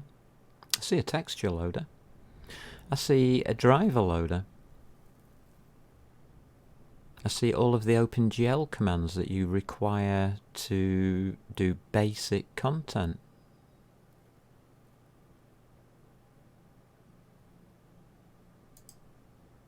I haven't done shaders. We need to do shaders.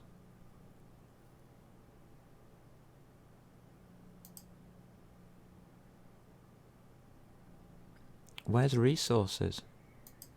We're not holding them here. We're not. Okay.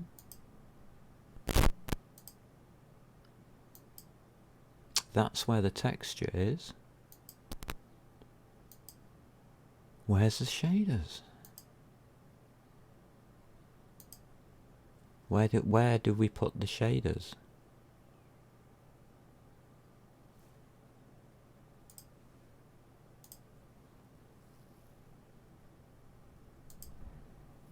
The shader's going to a shader library. Should that be pre-specified? It should be with a text file, but shouldn't that go with the shaders into the user's side, the sandbox? Yes, it should.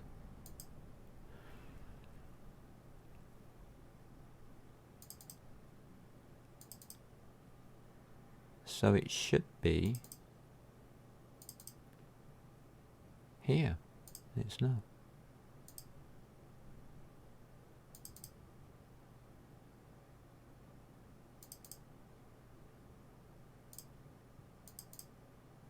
Nope.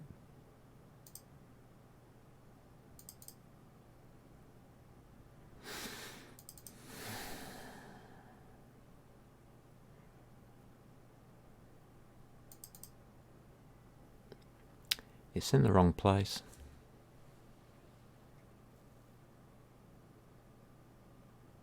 Your shaders shouldn't be in your library. Your shaders are up to the user.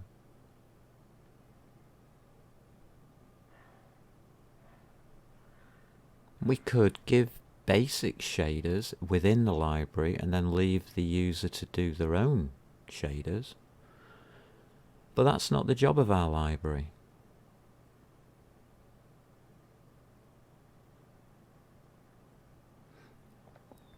Our library is there specifically to enable people to program OpenGL using whatever language they create to do it in. That's the whole point of it. Oh no. These are singles. Ah, for God's sake. So we've got two shaders mixed into one file. That's even better, isn't it? How much worse can this get? That's fine. I can deal with that. Lovely.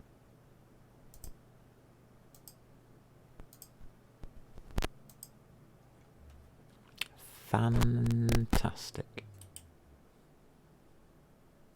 Do love it when that happens to me. Now I've got to move that without killing the cat. Okay, well that's done. Lovely. Cat's safe. What about you lot? Any questions? Do you feel ready to tackle OpenGL? Are you going to try? Are you going to go play? Are you going to do it? Are you going to master OpenGL?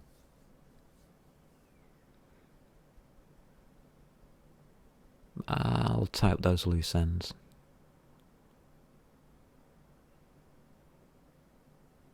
Shaders.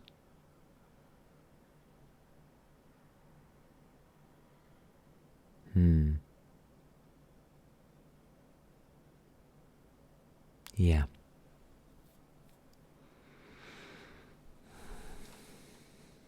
I think we better have.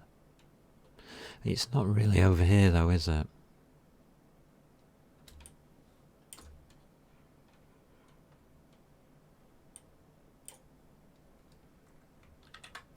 Let's be honest.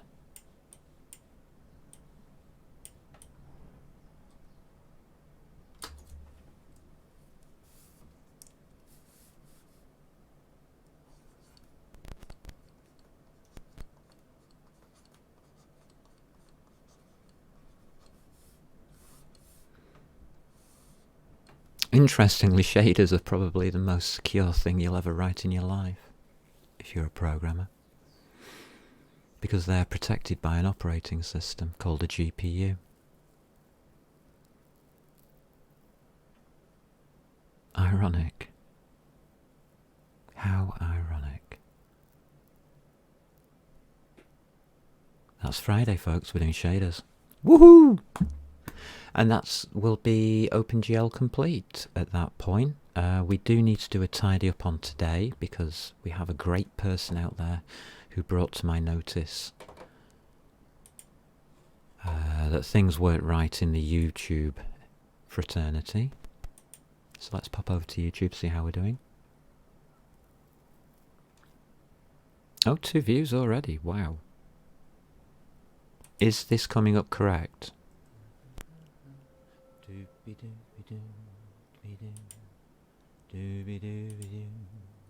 Not yet.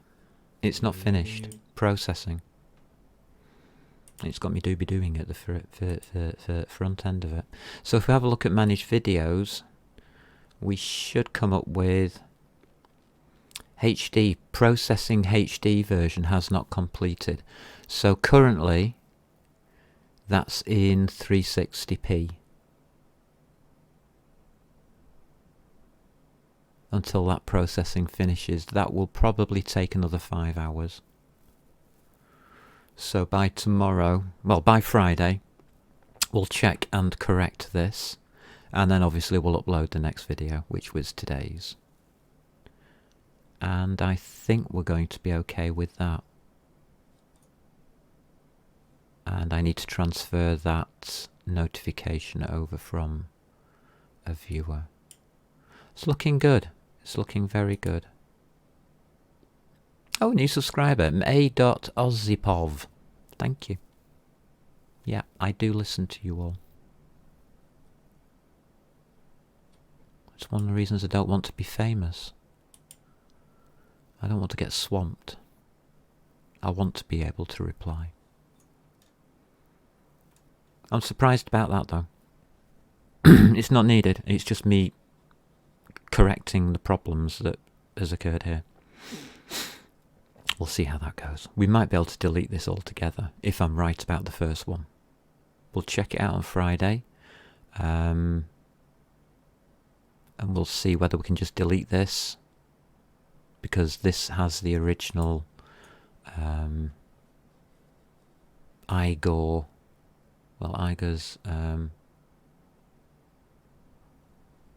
do free on it.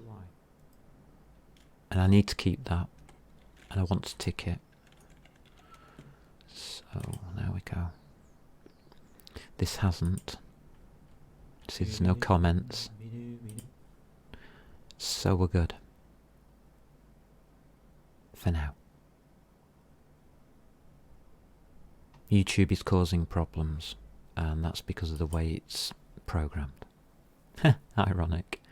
We do have Discord available to you. Shout if you want to be on it, and get in touch with me outside of streams. I am plugged into YouTube 24/7. Sorry, into Discord 24/7. If you don't see me in here, go into the general chat. Just leave a message. It'll come up on my phone. This is plugged directly into my phone. So don't be afraid to just put a message in there. That's how these people get replies from me. If they need help, they just type in, "Hey, I've got something weird's happening," or "Something's happening," and I will go and have a look. Or I use it a bit more like a messaging service rather than direct chat. But if you do see me on, obviously, it can be direct chat. Obviously, the microphone's switched off. But, yeah. It's working. And that goes straight through to my phone. Okay, I think we're done. 10 minutes early, but we're done. And I survived. I made it through. I didn't fall off my chair. God, I'm awesome some days. I actually feel as though I might be human. Right. Take care, peeps. It's a games club. Don't worry about that security. You don't need it. Go play. If you want to become a systems analyst, become a systems analyst. Find out. Spend the next 40 years of your life finding out the truth about computers. Good luck. But above all, have fun. Because I know I do.